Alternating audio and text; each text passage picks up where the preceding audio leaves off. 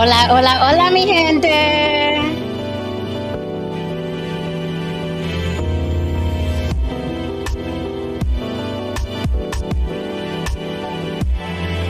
All right, all right, all right. Let's get into it. So happy to see you here tonight. Welcome to another episode of On the Block with Jen. I am YouTube and your favorite bad girl and devil's advocate, Jen. You can reach me on all social media platforms, On the Block with Jen, TikTok, Facebook, Instagram, On the Block with Jen at Gmail for business. Okay, and you guys know what I mean by business. That means no marriage proposals and no asking me out on a date. That's for business. Believe it or not, it's for business. On the Block with Jen at Gmail. We have a special episode for you tonight. Okay, we're talking about all behind the scenes, in front of the scenes, and streaming of filmmaking. All right, there's a lot of buzz on the internet. If your film goes straight to streaming, something wrong with it. It's almost like trying to diminish the process. Before, the joke was, oh, those movies go straight to DVD, and now it's they go straight to streaming, right? But then why are the bigwigs in Hollywood opting for straight to streaming if it's so low rent? We got some pros coming up today, and they are pressed for time, as professionals usually are. So we're going to try to get them up here really, really quickly. This is a Q&A. You can ask me anything about my experiences over the 20 some odd years in and out of the industry. We have an actor coming up. We have the usual panel guests, except for Lily. Lily is traveling for business. So without another further, let's get these gentlemen up here. I'm going to have to hold it down for the ladies because Lily is not here. You guys, by all means, hold me down in the chat. You know the routine. If you want to support the show, Cash App On the Block with Jen as well. I'm easy to find everywhere, okay? If not, you can super chat me. If you have a question for me or any of my guests, please throw it in a super chat. We will pull it up and we will ask, because I'm going to be asking questions too, but I may miss something, okay? Because I know these guys, but that doesn't mean I'm going to take it easy on them. All right, so here we go. Oh, wait, I see another lady. I am saved. I see another lady backstage. So here we go. Let's get the incomparable. One of my favorite directors, and I'm just, I'm not blowing smoke up his butt.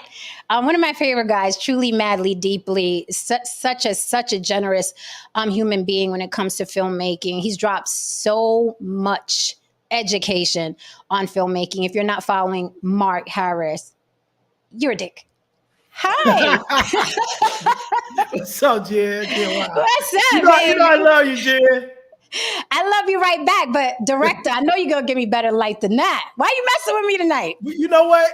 I looked all over this place for light. The lighting in this place, this is a new place, and the lighting in here is terrible. I'm sorry. Oh, man. It's about to get dark anyway, so we're good. Okay, all right, good. I'm gonna give you a pass this time, Mr. Director. But I was looking all over for some good light, and the light in here is like terrible. It's all right. We're gonna get through. Let me bring up my panel, Mr. Heron DeMarco, Saint, no Saint. Watch your mics, guys. Watch your mics. Trey Ryan, actor Trey Ryan. How are you, sir? And our lovely lady, Dana Tipton. How are you, doll? Hello, everybody.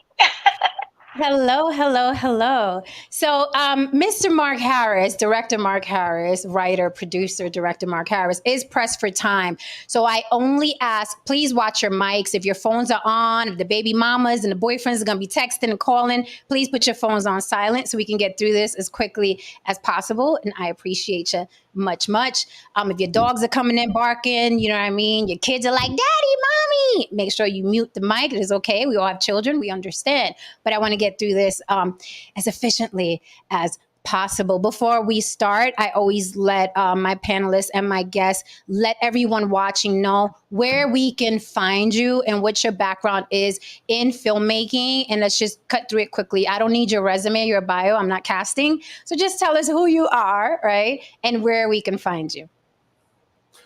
Musician and music producer and composer Heron DeMarco. You can find me here on Heron.DeMarco. And you can also catch me on Spotify and Apple under Heron DeMarco. And I'm No Saint. How are you doing? I'm No Saint. You can find me on Instagram, No Saint, Saint No Saint on YouTube, Saint No Saint on Thread, and I'll pass the mic. Okay. Dana, where can we find you? Good evening. My name is Dana Tipton. I'm an actor, producer, and under the management under South Bay Talent Management and also South Bay Talent Group. And I can be found on IG at DTipWatt50 at however that IG goes, and under the South Bay Talent Management Group. Okay, Trey Ryan, sir, how are you? I'm Welcome doing to the well. block. Thank you. I appreciate it. Thank you very much. Yeah, I'm Trey Ryan. You can find me on Instagram at Trey Ryan, Facebook, the whole nine. I got a couple films that are out right now you can watch that are streaming right now. So yeah, you can catch me. Okay, so you're a straight to DVD actor too, huh? I am now. Okay. And, I already introduced them, but Mark, would you like to tell, the people where to find you or whatever? Yes. Mark Harris, you can find me on Instagram at Mark Harris at 1555 Filmworks. Okay. And before anyone asks in the chat, DMs me, Gmails me, where are you casting, Mark? How can we get in your movies? Because they're gonna ask. Is that a question? Yeah. Okay. And so what we do, we're casting. We'll be casting pretty soon for quite a few films and TV shows that we have in the works, including one of your projects, of course, Jen. But when we're casting, we're going to use a casting agent, and then I will post the information on my Instagram page for anyone, for all our casting notices. Okay. All right. Thank you. So please take note. Please follow Mark Harris on his Instagram. Don't bombard him or me talking about where are you guys casting? I heard Mark is doing a project with you. I need to get in. Nah, just go through the motions like we all do. Okay. Unless you're lucky enough to someone slides in your DMs and they're direct and they're like, hey, I wrote something for you. And that's different. Okay. So guys, let's get right into this because Mark is pressed for time. I do want to talk about streaming versus theatrical releases, though Mark, you've had both. You've had streaming releases and theatrical releases. Why do you think streaming is the new thing? Let's just jump right in. Why do you think streaming is the new go-to the point where now, quote unquote, Hollywood bigwigs, A-list actors are now, starring in films that go straight to streaming, be it Hulu or Vudu or Netflix and what have you? Why do you think it's the new wave when before, it used to be kind of like looked down upon by Hollywood? Nothing, but Netflix actually blew it up with the House of Cards. And when House of Cards came out, it was so big on Netflix and with Kevin Spacey, that opened the door for people to take the streaming platform seriously. And from there, then you had some really, really great content and really great television shows. And then at the end of the day, it's like when you deal with Netflix and those companies, Hulu and so forth and so on, they have the money to pay the actors. Say, for instance, if you want Denzel in one of your movies, Netflix can give them $20 million to come in their movie. They're giving Chris Rock and Dave Chappelle $20 million, $40 million for a series. Like, you going to turn that down? You know what I'm saying? So that's why it's the new way. But however, with Netflix give you the money to make your content. Netflix they own the content, which is cool if that's what you want to do, because the payout is what they're going to pay is very, very it could be worth that at the end of the day. But you're not going to be in a position to, like, if you want to be in a position to pass the content down to your children. However, you can take that money, right? You can buy you some land and you can pass that land down to your children, which is just as valuable and more valuable than those DVDs and those movies. And what do you opt for? Do you opt for the big check, the big Netflix check usually, or do you no, I want to own it and lease it or whatever? I think you said lease or what's the correct terminology? License the film. And that's why we'll see a film on Vudu 2 years, and then we'll see it on Tubi, and then we'll see it on Netflix, right? Because there's a time limit to the license, of course. Of course, yeah. It depends on the structure of the deal. Here's the thing. The thing is, because I make my films, I do it on an independent level, and I keep it at a modest budget. I'm able to go in the door and get what I pay for the film plus more for maybe a year and 2 years. However, if Netflix says, okay, I have this project, right? And when I want to give you $30 million for this project, and I know at the end of the day, in 5 years, I'm not going to make $30 million off streaming, then I will go with the $30 million, take that $30 million, then you go out and you invest that $30 million. Again, you invest in places that's going to always return you an investment, and it's worth the investment, where you can pass down from generation to generation. Again, I stress, it's always real estate and it's always land. And so it just depends on how the deal is structured and what they're offering at the end of the day. Because it's not an emotional decision. We're not making emotional decisions. Whereas you say, okay, if you know that the film is not going to make a lot of money, but we just never know. But if one company's offer you, let's say $30,000 or $50,000 or $100,000 for your film, and that's for in a year, and Netflix comes and say, I'm going to give you $2 million, but we want the total rights for your film, you have to look at the pros and cons of that deal. Can you tell us what was the budget of your first film? Oh, my very first film? Your very first film. $500. I just want to stress that point, because we hear so much in our communities. I ain't got the money. I ain't got the camera.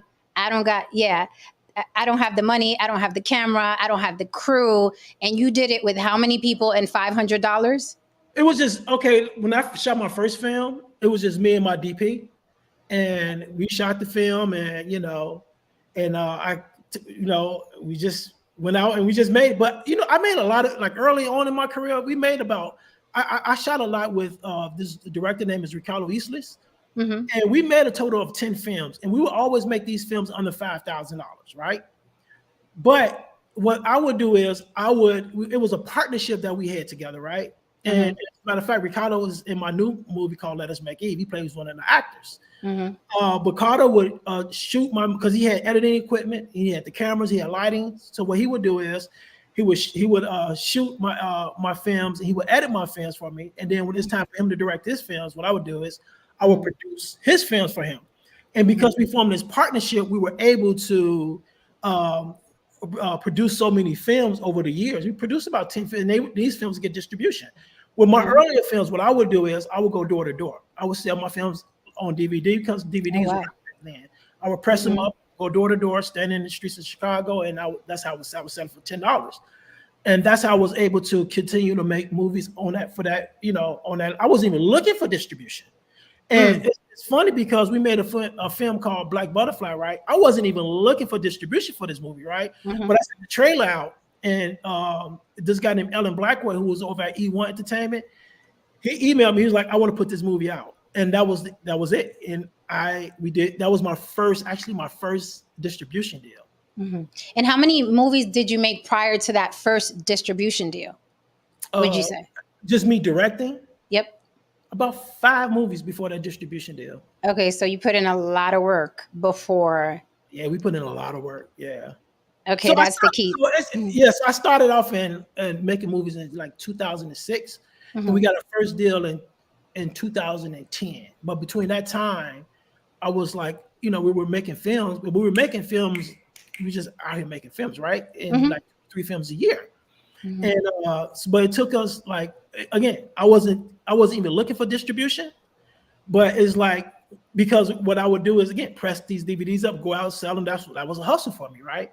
And so when we got our first deal, and then I'm like, okay, I see the difference between when your movie is at a Walmart opposed to where you just going door to door. Because when your movie is at Walmart now, that's going to raise the stakes, because now you can go out to different investors and get more and get money to make your movie. And that's what happened after we did Butterfly. We did a deal with Image Entertainment to make a movie called Black Coffee with Brett Dismute. Okay, and before I pass the mic, because I don't want to hog all the questions. Before I pass the mic, what would you, if you can say, what would you say roundabout your budgets are now in comparison to the $500? What would you say now, what you're working with? Yeah, so we're working with $500,000 now. Okay. Yeah, $500,000, and our biggest budget so far was the last 3 movies that we did. And those are like $500,000 a piece. And that's Let Us Make Eve, Black Cats in South Haven, And so those are budgets we're working with now. And then, but again, like we're doing the projects we're doing this year. Mhm. Okay, we're doing it on a way bigger budget. Okay. Mine too, right? That's a TV. I'm just saying. She wrote this TV show about doing COVID, right? Was it doing COVID? Yeah, it was during COVID. Mhm. She pitched it to me. Can I say that? You want to say it? Just leave it out. Yeah, you can say it if you like. It's called I'm Not Angry, I'm Puerto Rican. Yeah. And she pitched it to me, right? And I was I like, did. this is a great idea. And then I was like, well, you have to write she wrote every episode. Yeah. And wrote every episode. And so every episode is written, and we are here now. You know, we wanted to put it in the right, we wanted to give it the right distribution deal and Yes. put it on the right platform. But it's Yeah. excellent writing, it's funny, it's conscious, See? it's really good. Yeah. There are a lot of little jewels in my writing. You know, and you know, Mark, I pitched it to him. I was like, I just threw it out there. I said he'll either hate it or love it. And he called me back right away. He was like, all right, I need 6 episodes. I was like, huh? What? He was like, yeah, I need them by January. I was like, huh? What? I was like, got to typing. Okay, but this isn't about me yet. So I don't want to hog all the questions. Is there someone else on the panel who would like to ask Mark a question? And also chat, by all means, throw the questions into the chat. Yeah, I have a question. What are your thoughts about how streaming, well, it seems like the public has been more prone to being open to streaming and binging and so on and so forth, because at the moment in time, the box office is having a hell of a problem right now. Like a lot of franchises aren't really moving like they used to. A couple of duds this summer, particularly this summer. Like, do you feel that it's becoming increasingly more difficult to get the public to leave the home and go to the movie theater anymore? I don't think so, because you still have that family experience. And I think what they're doing now, they're just making more of the Marvel movies, and put out the show. So if you're looking at movies around 5 to 10 million, those movies you're not going to find. You would, but you're not going to too much find them at the theater. They're going to have the more bigger budget movies, the blockbuster movies, and because they want to give you that blockbuster experience when you go to that movie. You know, when you're going to see a Marvel or X-Men or the Black Panther, wherever you're going to see, when you talk about those superhero movies, you want to have that experience in a theater. And so that's what they're moving towards now. So movies like dramas and romantic comedies and things of that nature, those are going to go more so towards the streaming. Or it's happening now. Right. And that's smart, because that's actually, I literally say, if it's a Marvel movie, or I have to see it in the theater, I have to experience it in the theater. But I notice, like, whether it's romance or things like that, unless it's horror, because I like horror in the theater as well. If it's like a romance or rom-com or something like that, I'm like, I always say, I'll wait for it to be on Netflix or Tubi or Vudu or whatever. But yeah, Marvel, you have to be in the theater. The seats have to vibrate. You already know. Right? Right. Pause. Anyone else have a question for Yeah, I Mark? have a question. So I'm curious, like, you know, once COVID hit, I think the streaming online stuff exploded. Obviously, nobody was going to the theaters. Nobody could go to the theaters. I'm curious, though, from a writer and a production and a director sense, did it open up for more, this streaming online, all these different streaming apps, does it open it up for more people to actually get in the industry that might not have had an opportunity in the past? Like, has it opened up more doors? Have you seen Tubi? Yeah, I think you mean. Or are you talking about like on the studio level, or are you talking about like the film industry in general? Yeah, in general. Have you seen? In other words, Absolutely. Yeah, absolutely. Like as far as, this is a great time to be in the film industry, because you have places like Tubi where you can make a movie and you can make a TV show. And let me tell you, like, if Tubi were to go back on how they're on their content, because, and when I say their content, right, so you have some content on Tubi that's, the production value is not that high, right? Now, if Tubi start to make the decision where they're gonna start pulling that content or not picking up any more of that content, then they become just another Netflix. What's so unique about Tubi is because you can go on Tubi and you can find those films that you would not see nowhere else. And that's the benefit of Tubi. And with Tubi, they should never ever go get away from that concept. But this is a great time right now to be in the film industry. A great time. Any other questions? I have a question. Mhm. So we wrote it, we shot it, we edited it. Tell me, What are your rules of thought when it goes towards venting distribution companies? So basically, the best thing to do is this, right? If you know the genre that you're going, if it's a horror, so you know you can go to like a Blumhouse, can go to a Blumhouse, but you can, those are avenues you can go to. Now, let me ask you a question. Are you talking about for financing, or so we're not talking about for finance because it's already shot? no, right? It's already shot. That's what I say. It's shot. Just as far as distributing, going like, streaming it, but as far as vending, which distribution company we should go through, because there's so many out there now. Like we said, with COVID hit, streaming went wild. So there's so many distribution companies. There's so many nays and yays about it. So how do you go about, venting, a good distribution company? Mm-hmm. Do you mean vetting? Do you mean Vetting? vetting? Vetting. I'm saying vetting. Okay. Yeah. So as far as like the distribution companies, there's so many out here, right? There's so many distribution companies out here. But then you have it's like a double-edged sword, right? Because you have Netflix and you have Hulu, you have Tubi.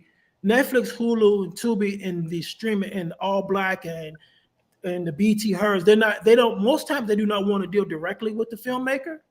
So they would prefer to deal with the distribution company. And the reason they prefer to deal with a distribution company because most filmmakers don't know how to deliver a film.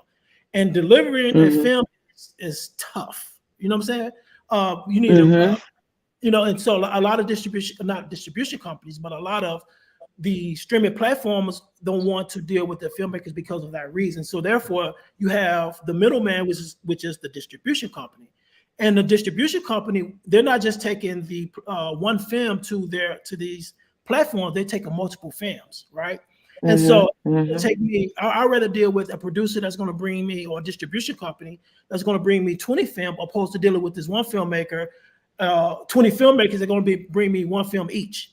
But when you're look at the type of film that you have, and just go through, like, you have the vertical entertainments, you have the All Blacks, you have, you just have to go through and look at the different distribution companies and look at, okay, the last films they put out in the last 2 years. If there's something similar to your film, those are the distribution companies that you want to reach out to.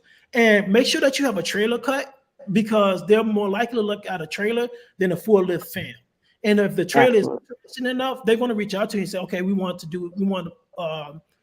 take a look at the entire film. Absolutely. Mark, what do you mean by deliver a film? Yeah, so when you deliver a film, right? So once the film is done, and once you sign a deal with a distribution company or a platform or a network, you have to deliver the film, meaning that you have to come up with all the paperwork. You have to have all the music cleared. You have to have the film has to pass quality control, which is QC, meaning that once the film is done, you have to make sure that they look for, like we said, my lighting, and they look to see if the lighting is good. They look for the sound. So the film has to pass QC, and so then you have to have E&O insurance, right? That's the errors and omissions insurance, basically saying that, if some of any of these documents are falsified, or you have a problem with the music, and music is always difficult when it's come to clearing. When it comes to clearing the music, because you have so many different artists, right, that's working on one song, and everyone has to sign off on that. If the artist or the artist that doesn't own that particular song, everyone has to sign off on that song. So when you deliver a film, you need all of your documents, all of your legal documents, in order to, and you have to send all of that stuff over to the distribution company.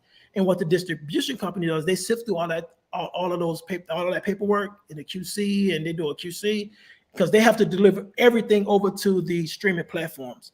But it's a lot, but it's worth it at the end of the day because it protects you. It protects you as a filmmaker and it protects everyone, as a matter of fact. Trey? I would like to say that. Okay. I'm so sorry, but No, it's okay. Trey, did you have a question? Yeah, just a different perspective on the other side of the camera for me. I'm in front of the camera more so than behind it. As you're casting your talent for your films, looking at resumes, there's a lot of streaming films. Does that turn you off or your casting director off? Are you okay with that?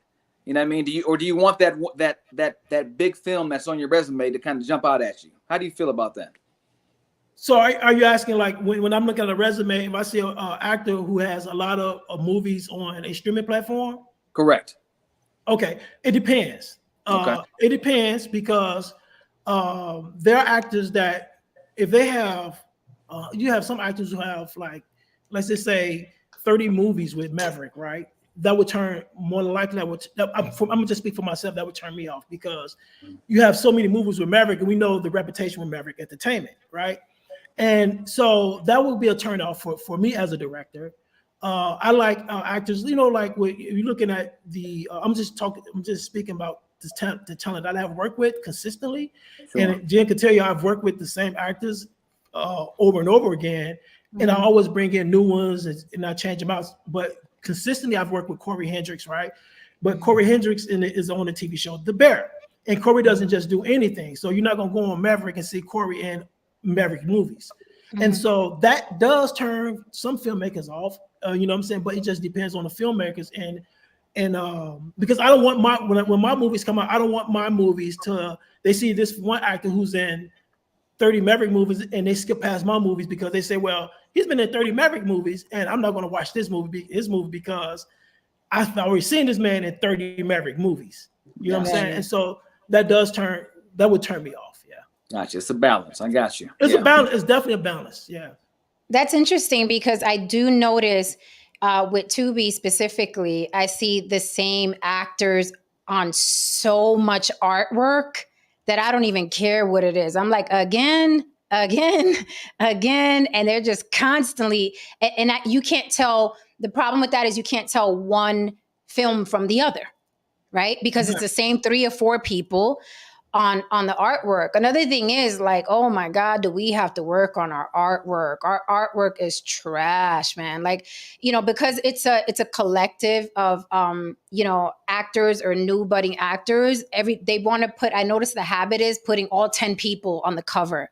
You don't need 10 people on the cover. Even if y'all are friends, it just looks horrible. I wish they'd stop doing that. Mark, hot seat. Who's it better to work with? Women or men actors? Yeah. Throw that in there. What? Man, all day. Well, let me just explain to you why. Okay, go ahead. Let me explain to you why. I'll put my blade away. So a guy go come in, he's gonna, he doesn't have to get a lot of makeup. Okay. And it saves a lot on time. He doesn't have to get his hair done and all that kind of stuff. He come in, we're ready to shoot. When the actress comes in, you got to get the makeup, you have to do the hair. So she takes longer with the glam squad than the man's going to do, is going to take, right? So for me, it's like, I just shot a movie in Belize with nothing but women as the lead. You know what I'm saying? And look, I mean, so I know it takes a minute, but but as far as talent, it's just I don't measure that on talent. I'm just measuring that on time. How we move it on time. But talent is man, I just like to work with great people. Yeah. Oh yeah. And Let Us Make Eve, you guys have to see the trailer to that. Blew me away. Like truly, madly, deeply blew me away. And I've watched a lot of independent film straight to streaming or whatever. And I was like, okay, Mark, okay. I was like, squeeze us. No, absolutely beautifully shot. The cinematography, the background. I mean, you were in Belize, so that's its own character. The women are beautiful. And it's funny you should say that they spent a lot of time in makeup because they were in Belize and they looked, dewy and beautiful. It didn't look like they had a lot of makeup on. They did not. beautiful, natural women. It didn't look overdone. It didn't look contrived. It didn't look over processed. So when you get the chance, please watch the trailer to Let Us Make Eve. I was like, woo, okay, salute.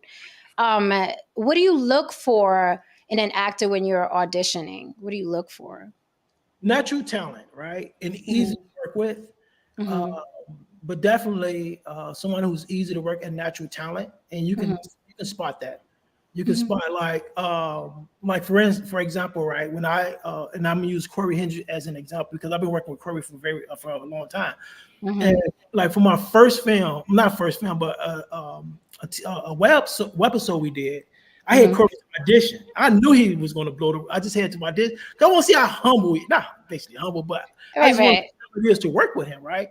Because you know that he's very talented. He's like, okay, so he auditioned for it, but I knew I was going to give him the role in the first. So I've been working with him consistently.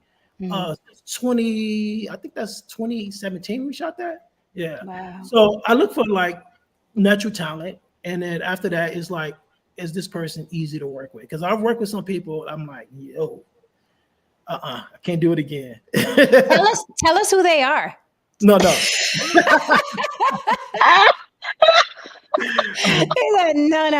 I will say this. I've been on set with you, and I've seen some pretty wild, behavior. Not nothing crazy, but just like things and you were so patient and always had a smile on your face.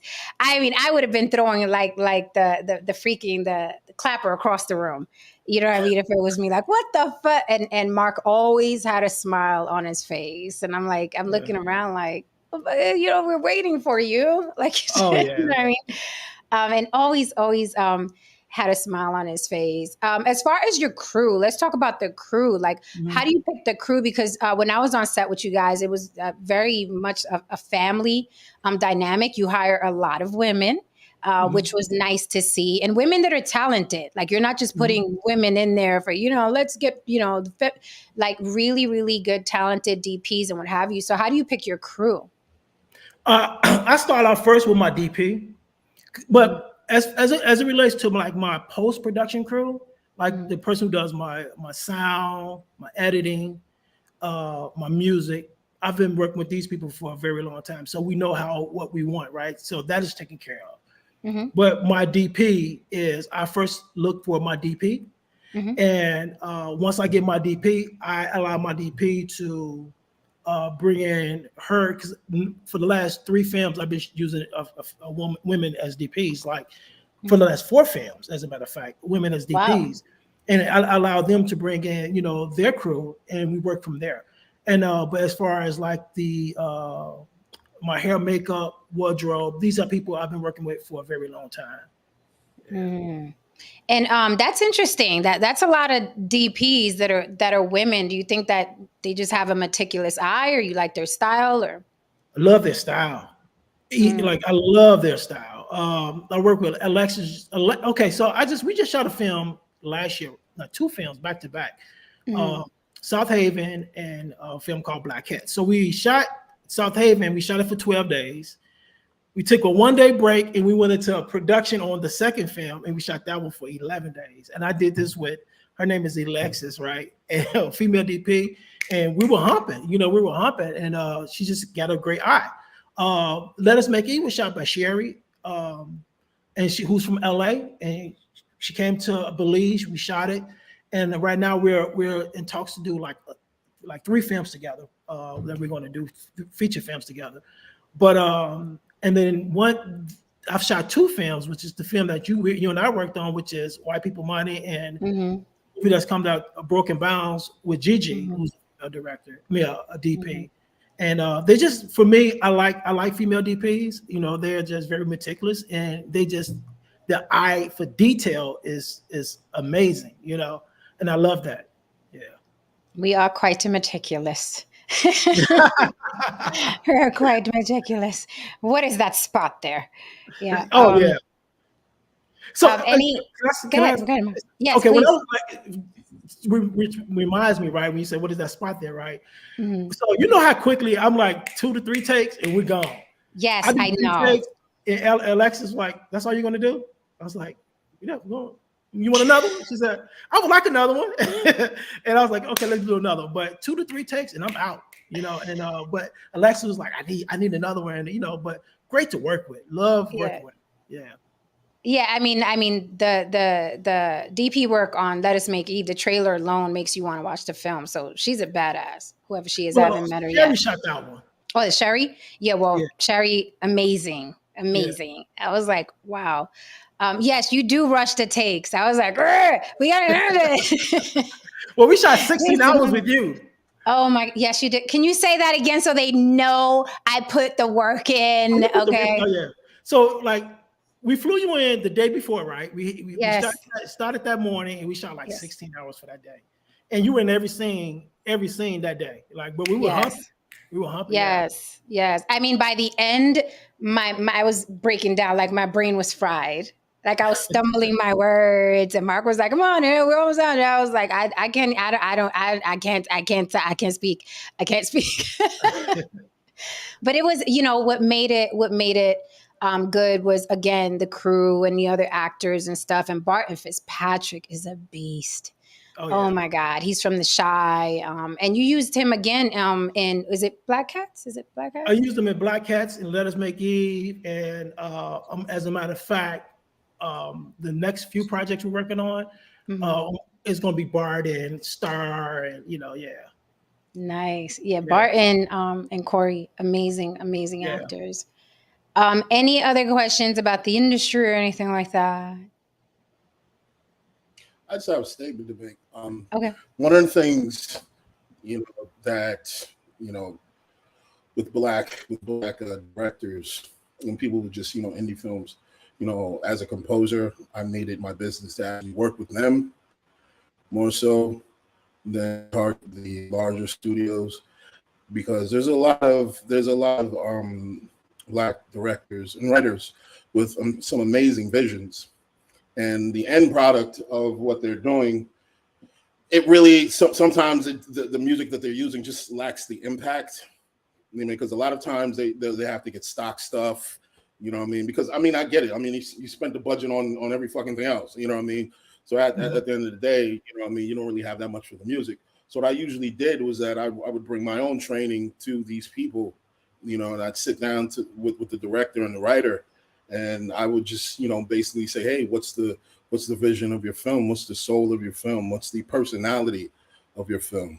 And let's sit down and figure it out. Whether it's, just because it's an urban film doesn't mean that we got to throw a hip hop at it every freaking 5 minutes or whatever. Absolutely. Or, we don't got to do some cliche shit. Especially the directors who have dramas. Music is very important in those movies because the music pushes the scene forward. It impacts the message. So I tend to direct them, I tend to deal with those directors, a lot more early on in my career, more so than, the bigger guys, because I love to. And there's more breathing room and they want to try stuff, man. That's amazing. But I say that to say, if you need some music, come holler at me. Yes, absolutely. I do have a question. So when you're gonna go into production of a film, what pushes you to the location you choose? I know there's tax credits, like I know Atlanta, New Orleans has big scenes. Detroit at one time had a lot of movies being filmed there, and then then you're talking about Belize. How do you make that select? Like, what is the determining factor for you to pick a location? Well, most of my films have been shot either in, that's not true. When I shot my earlier films, they were all shot in Chicago. When I shot like Black Coffee, it was shot in LA because that's where the investors, which is Brett Disney, wanted the film to be filmed at. And when we shot My First Love and Stock Option, it was in Atlanta because I was doing a deal with Swirl Films. But when I started to get my own funding, which is then I started to pick the locations where I wanted to shoot at, right? And so I've been going to Belize for the last 12 years. And the first time I ever went to Belize, I said to myself, I have to make a movie here. So it took me 12 years to do it. And so when when I was I have a farm in Michigan, and when I sat there and I wrote the first draft to Let Us Make Eve, I based it in Belize, and Jen read the first draft of the letter. It was called Christmas Eve at that particular time. Yes, I did. I read the whole thing and made my notes and everything, Mark. Yes, and so it was, it was written for Belize, and so we have like Belize is a beautiful place. Mhm. As you know, if you see the trailer, you see how beautiful it is. It's like the people is an English speaking country as well. Yeah. So you've been there before?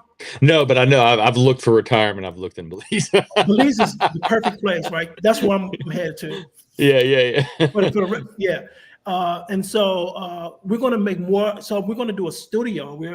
We're definitely doing a film studio in Belize, and that's where I'm going to have my company, and that's where I'm going to make my content, and it's going to be in Belize. I'm definitely leaving the States and do everything in Belize.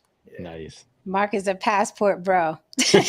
Oh, Well, yeah. let me say before you go to Belize, I'm in Vegas, and they're opening up out here in Vegas. They're about to build 1 or 2 studios out here. Have you contemplated maybe coming out this way? No, so here's the thing: is for me, it's not just the tax breaks and the credits. It's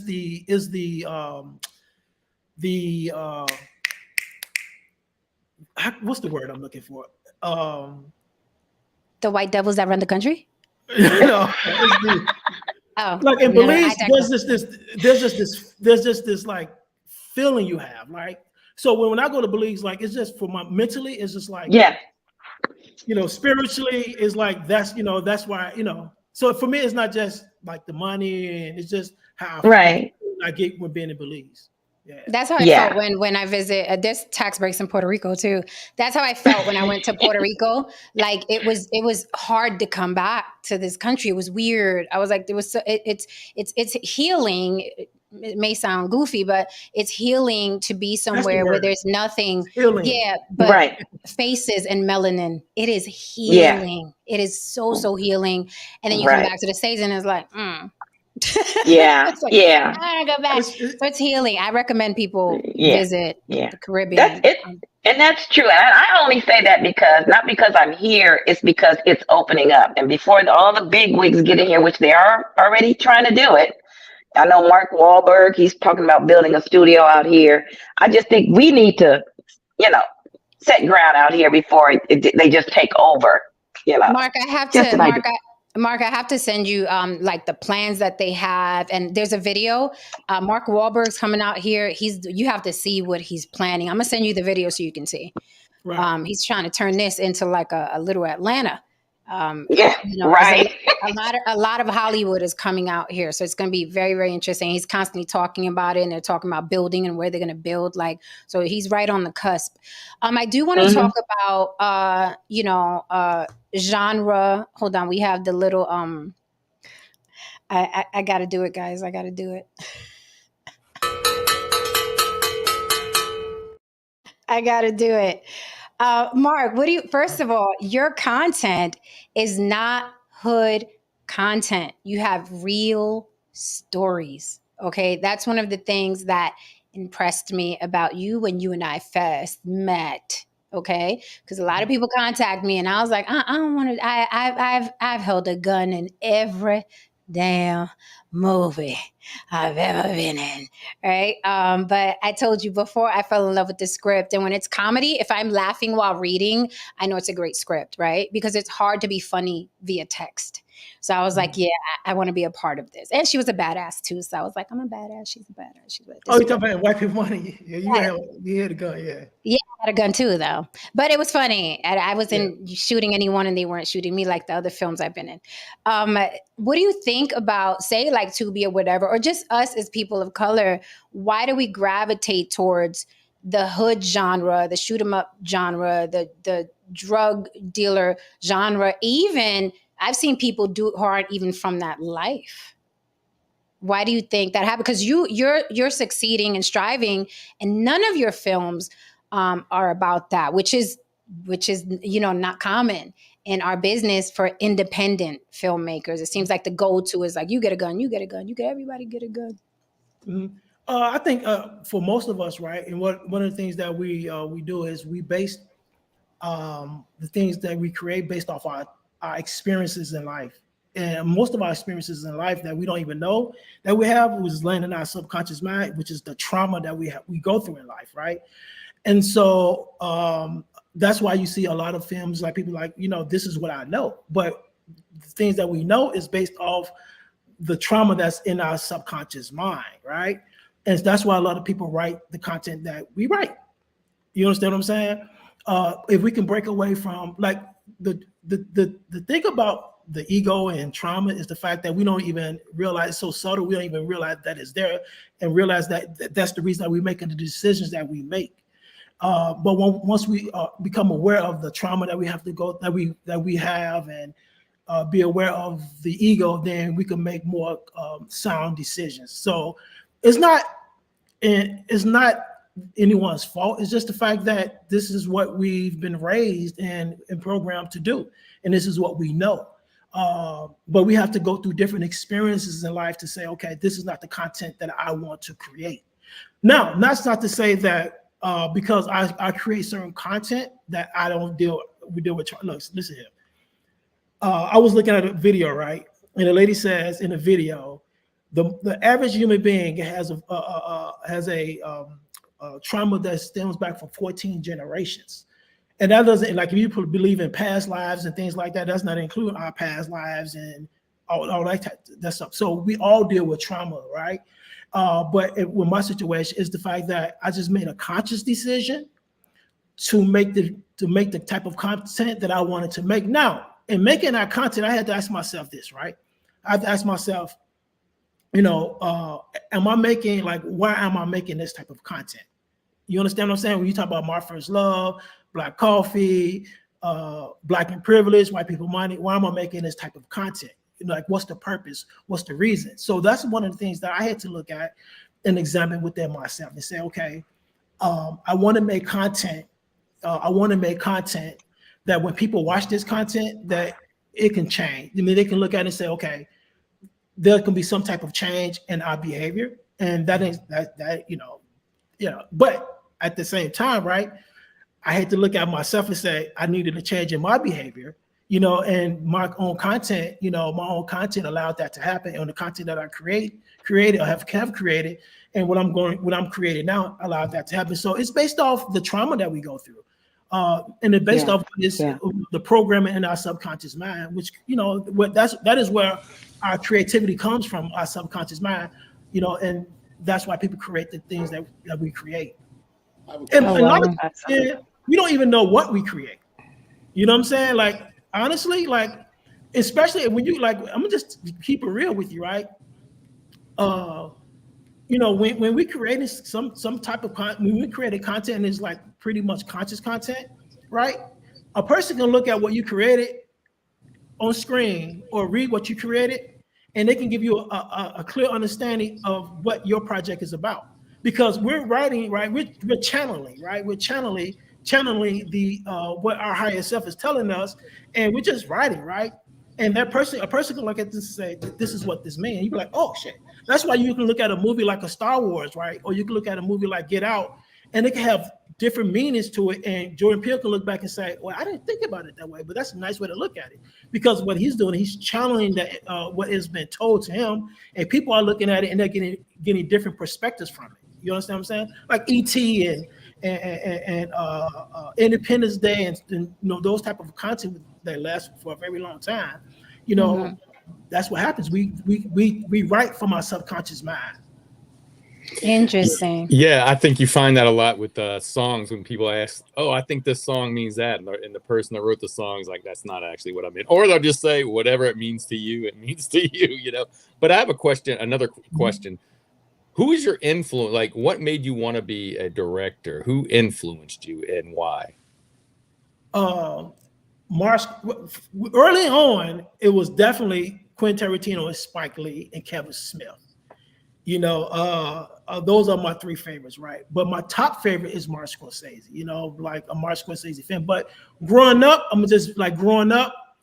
my favorite was John Hughes. You know, 60 Candles, Breakfast Club. That was my favorite, you know, director and my favorite movies. The Dolomite movies, you know, that had a great influence on me. And those are the movies growing up that I watched. But as I got a little bit older and started to understand and got more seriously into the film business, or, you know, studying the film business, then I started studying Kevin Smith, Quentin Tarantino, Spike Lee, Martin Scorsese. Those are like the filmmakers that Charles Burnett. I can't forget about Charles Burnett, that I've always looked up to. First of all, kudos to you for not being a trauma pusher, like many Black directors are. I'm assuming that the fact that you've chosen, and it's clear that based on your influences, you have some very eclectic tastes, and I'm sure that has influenced your work. Would you say that the fact, again, that you're not a trauma pusher, it has kept certain doors from being opened to you? No, because here's the thing is, I don't look at it that way. And some people can, like, you know, I've been told many times throughout my career, right? I should do this, and that, and that. You know, as we say, and I'm putting this in quote, you'll blow up. You know what I'm saying? And I decided not to do that, do that type of content. And I never looked at it as trying to look at it as this business as trying to go through a door. That's what I'm saying early on. I looked at it as, I didn't even, like, when I started making movies, I didn't go to LA to even seeking distribution. I'm like, I'm going to distribute my own films, right? And so I decided early on that I'm going to open my own door. I'm going to create my own lane. Because I can't give anyone that kind of power over me to say, okay, if I say something that someone doesn't like, that they can just destroy your career, right? But you always going to have opportunities, whereas if they say, okay, we don't want to put your film out on Netflix or Hulu, then create your own platform.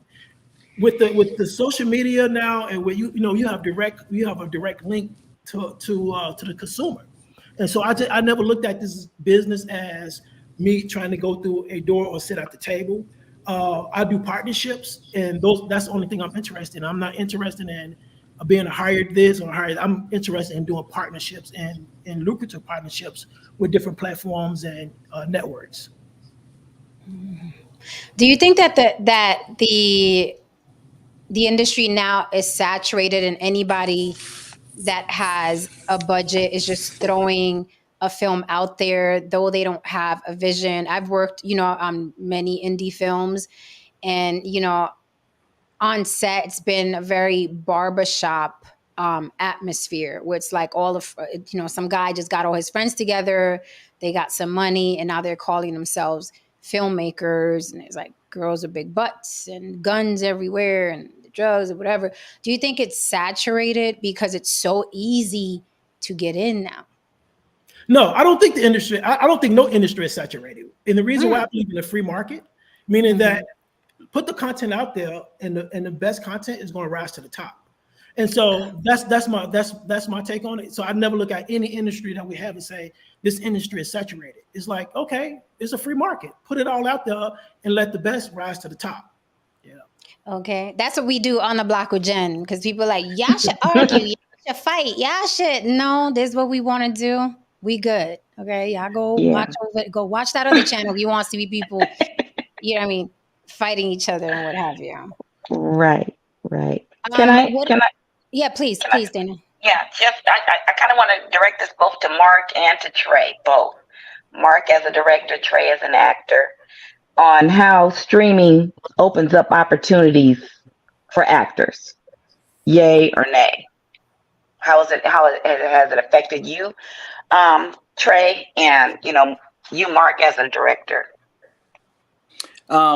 It's opened up a lot of doors. There's a lot of ways to be seen now, which is a good thing. I think that's part of the evolution. You know what I mean? I think you have to evolve, and the problem is with that is that while we're in a writer's strike right now, the pay hasn't always evolved with it also. But from an actor standpoint, I like the fact that I can be seen on TV many different ways, for sure. Which Oh, brings absolutely. I mean, this is like I said earlier, this is the perfect time to be in this business because you have so many platforms, and you have many more platforms coming up. So this is a perfect time to be in this business, and there are great opportunities. So with the Netflix, with the Hulus, with the All Blacks, with the Stars, so I say go create your content, and with especially with the Tubies. You know what I'm saying? The Tubi is putting everything up there. And Tubi understands, like what I was just saying, Jen, they understand the free market. Like we don't put everything up there, and what's going to rise to the top is going to rise to the top. And so this is a great opportunity for filmmakers and for actors. And something Trey said, right? He says that it provided an opportunity, but the pay hasn't changed.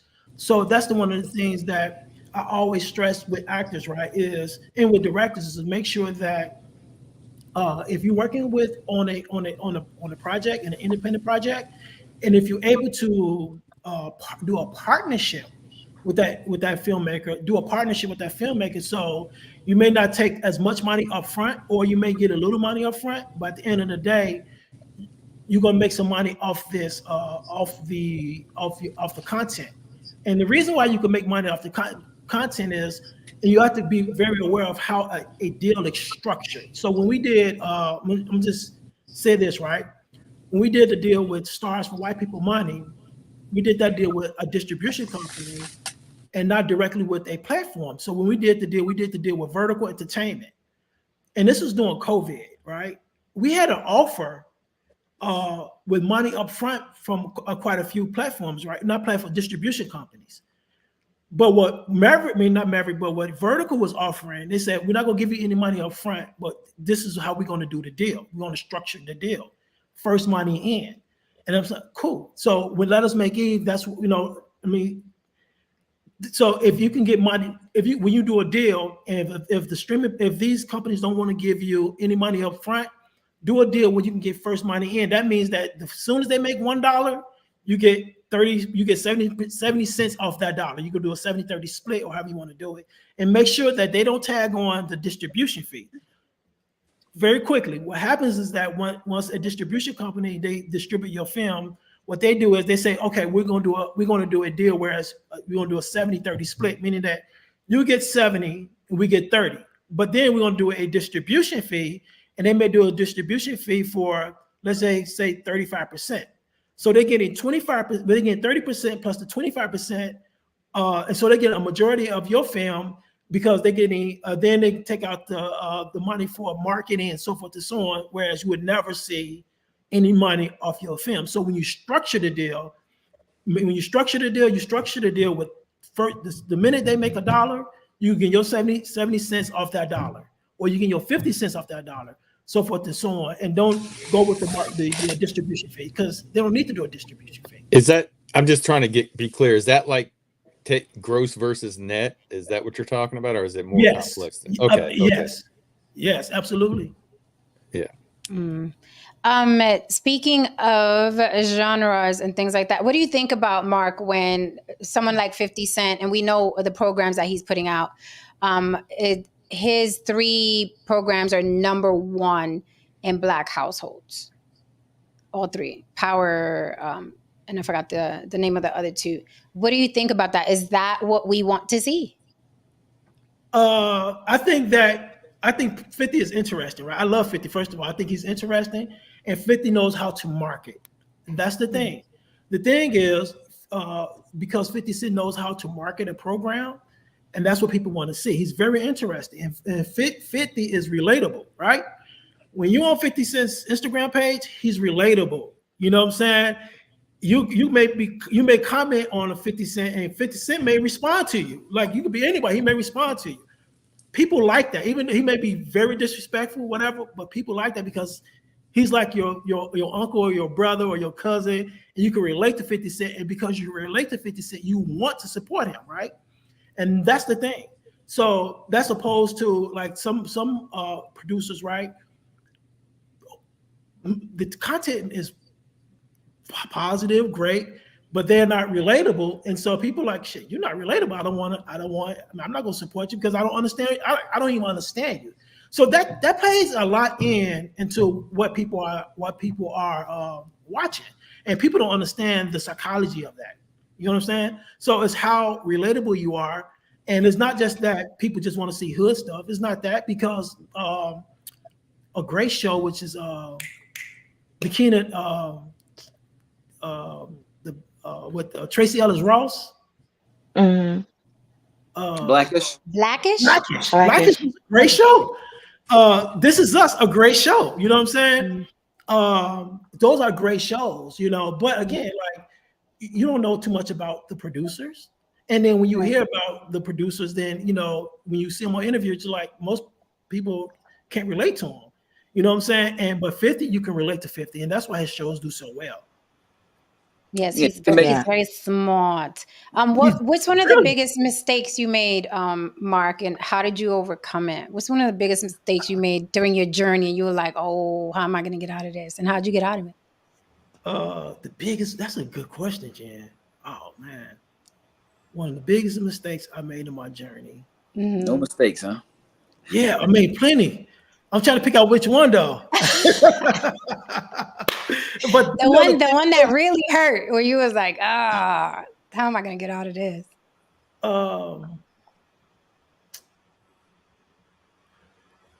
I think, okay, let me give you an example. So when we did Black Coffee, so I was so used to, and like, again, these are a learning experience, right? So every mistake I've made, every single mistake I've made, I looked for the lesson in that mistake.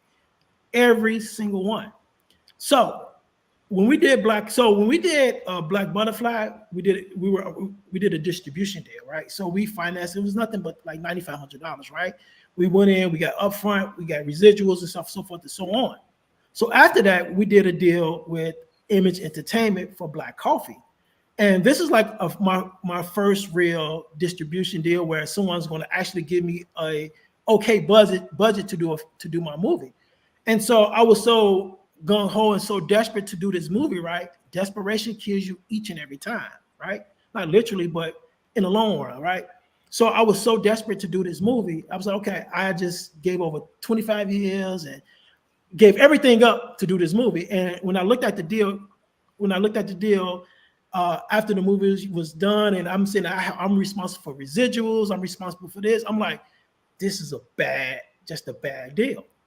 And so this is what happened. And I'm gonna tell you another situation what happened, right? Recently, this is what happened. So I'm like, I need to get out of this deal. This is how things work. The universe works on your behalf. This happened. So someone from the company sent out a report of how much Black Coffee made. And I wasn't supposed to be on that report.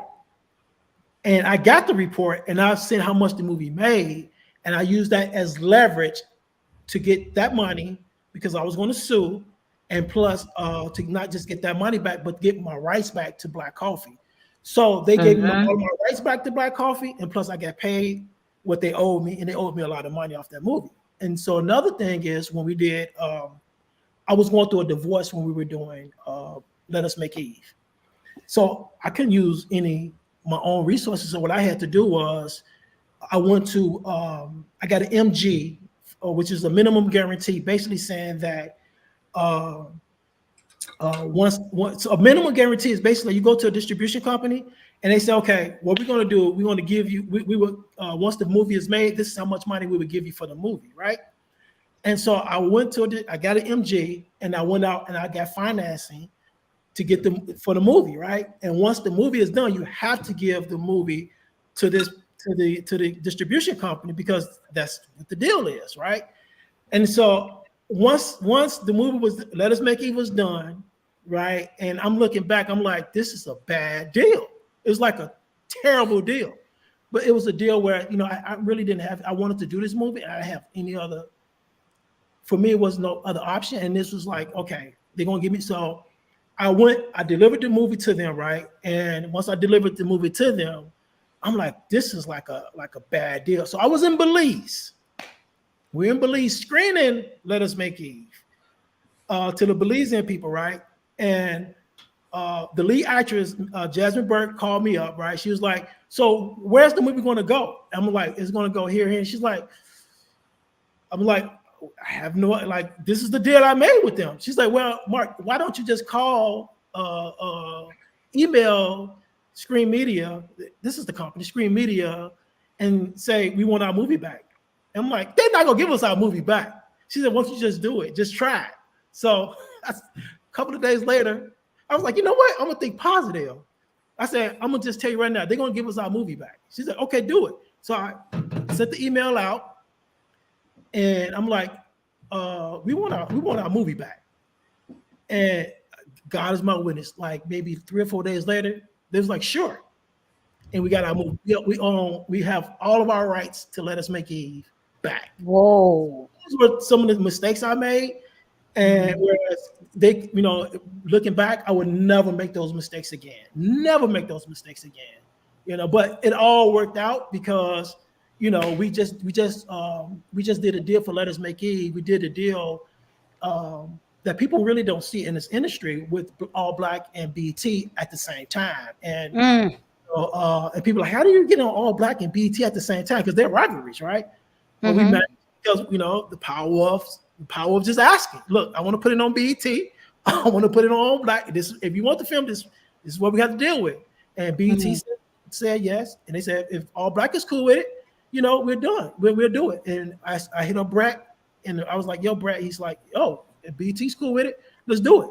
And so it's coming out on both platforms, All Black and BET. And then also the script was actually it's in the Academy, the Oscars, the Academy Library, the screenplay.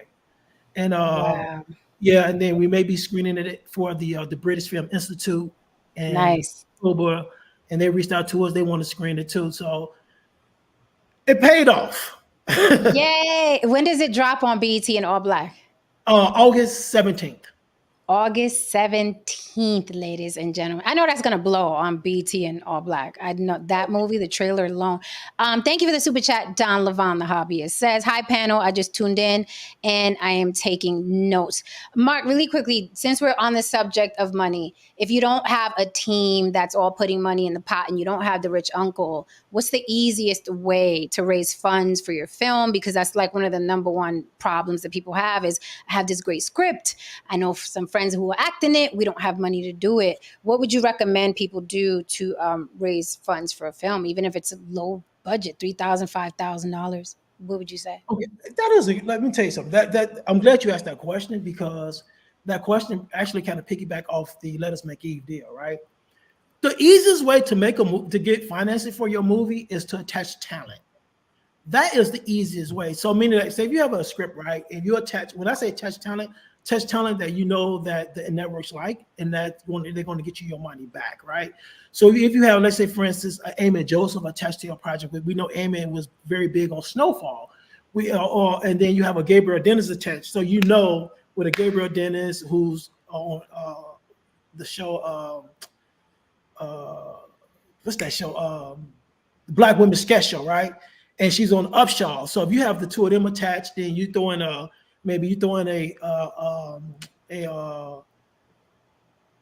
Lil Rel, and so you have those three actors. So you can take and you have them attached to a project. You could take that project to Lionsgate, and Lionsgate, okay, this is how much we want to give you for this project, right? Now they may not cut the check, right? But what they would do is they would give you an MG. That's the scary part, getting the MGs, right? I can make films all day long with MGs, but I don't want to be locked into a distribution company. You know what I'm saying? And so what happens is that once they give you an MG, you go out, you can take that MG to a bank, and like a Chase Bank or a Fifth Third Bank or Bank of America, and they would MG, which was basically saying that, no matter what happens with the film, right? As long as you have this cash, what we're going to do, we're going to give you this money. It's like, it's payable on demand. Like once you get that MG, you can take it and you can get your film financed. That is the easiest way to get a movie financed, is by attaching talent to your movie. Now, here's the deal. Getting the talent the chest is the difficult part. And I hate to use- Right. That was my next question. yeah. And so because what you're doing is based off, like Trey knows, it's based off relationships. So if you have a relationship with these different people and you say, okay, this is what we want to do, like form a type of partnership. You know what I'm saying? Like if you look at most of my movies, right? If you look at My First Love was a partnership with me, Gabriel Dennis, and Pooh Child. Black Coffee was a partnership with me, Erica Hubbard, right? And Darren Henson, right? Let Us Make Eve was a partnership with me and Jasmine, right? So forth and so on. So you form these partnerships with actors, whereas they say, okay, I'm going to give you an attachment letter, right? And by the end of the day, I want to get paid off the back end. And you form partnerships with these actors, and they'll be willing to come on board and to but then getting to the agent, right? That's the difficult part, because a lot of agents, right, they don't want to attach their talent to projects they believe that would never get made, because that to them that decreases the value of that actor. And so it's always based off relationships. So if you can establish some type of relationship with different actors, that's the key to getting financing. Do we still have you, or you gotta go? Oh, I got damn, it's 9:30. See, you know, he said to me, he was like, I got 15 minutes for you. I was like, not on the block. When people start talking, it's like, okay, we can go up to 10 o'clock, my time. Yeah. Okay, cool.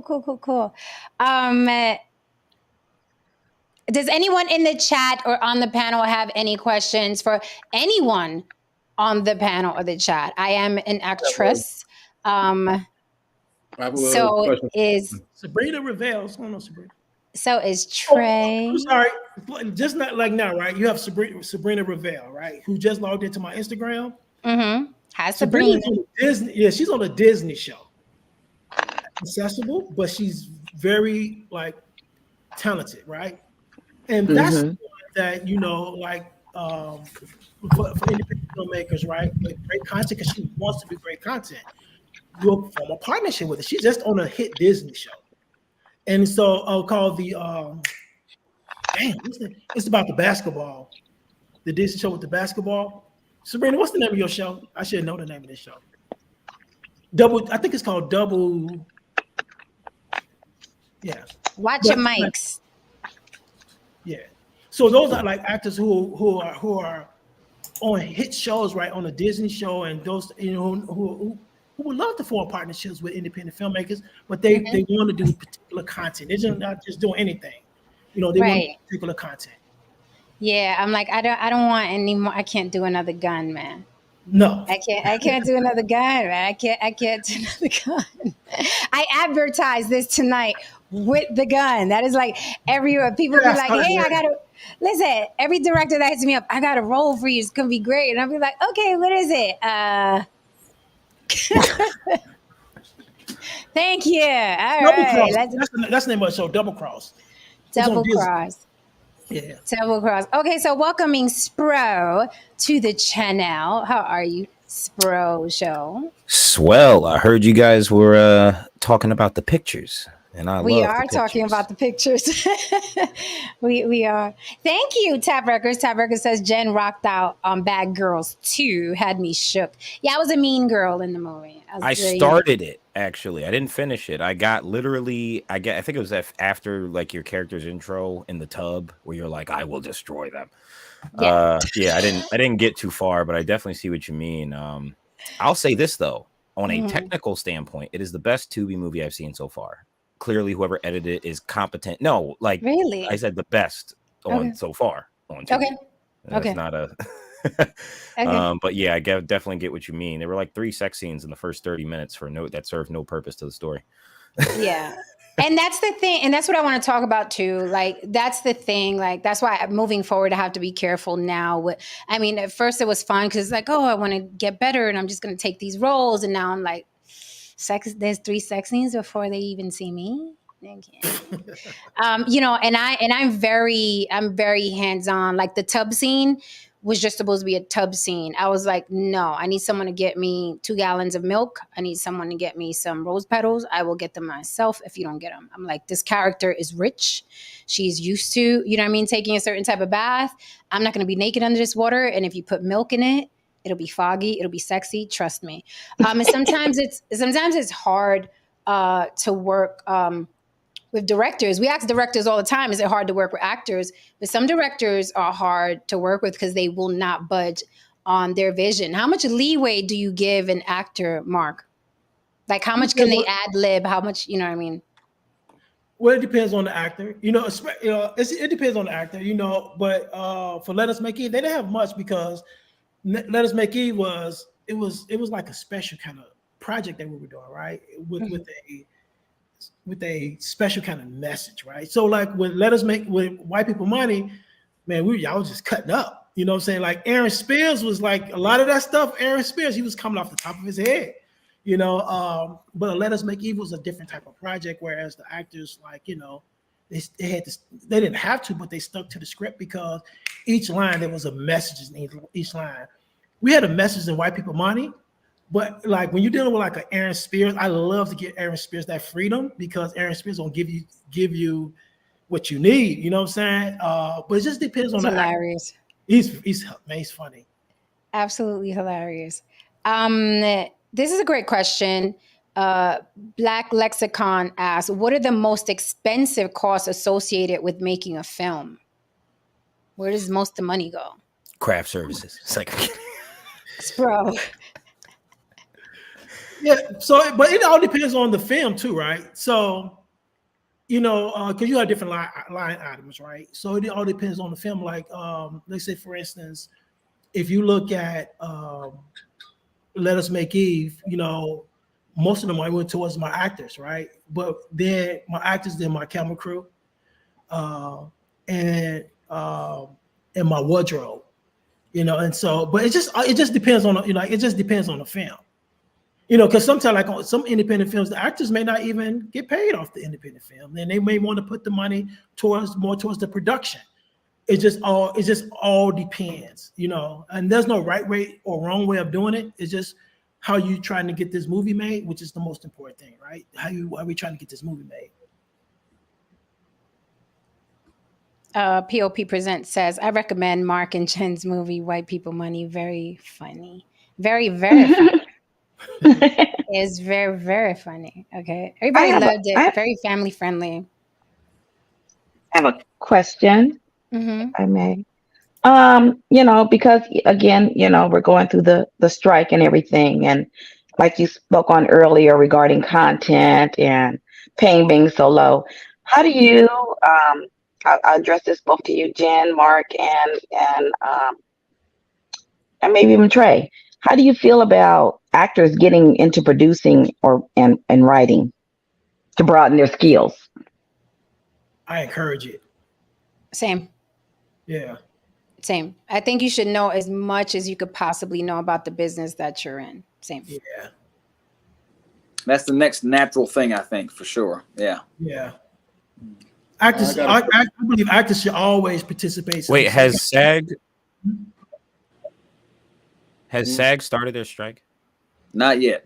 Not yet. Not yet. I was saying because I heard it was coming. Like the actors and directors, it's definitely. I personally, yeah. And I remember I was in high school when the last writer strike happened, and I remember that. And I remember a lot of dope stuff came from it, but I was definitely like back in those days, especially. I was like, yo, for the writers.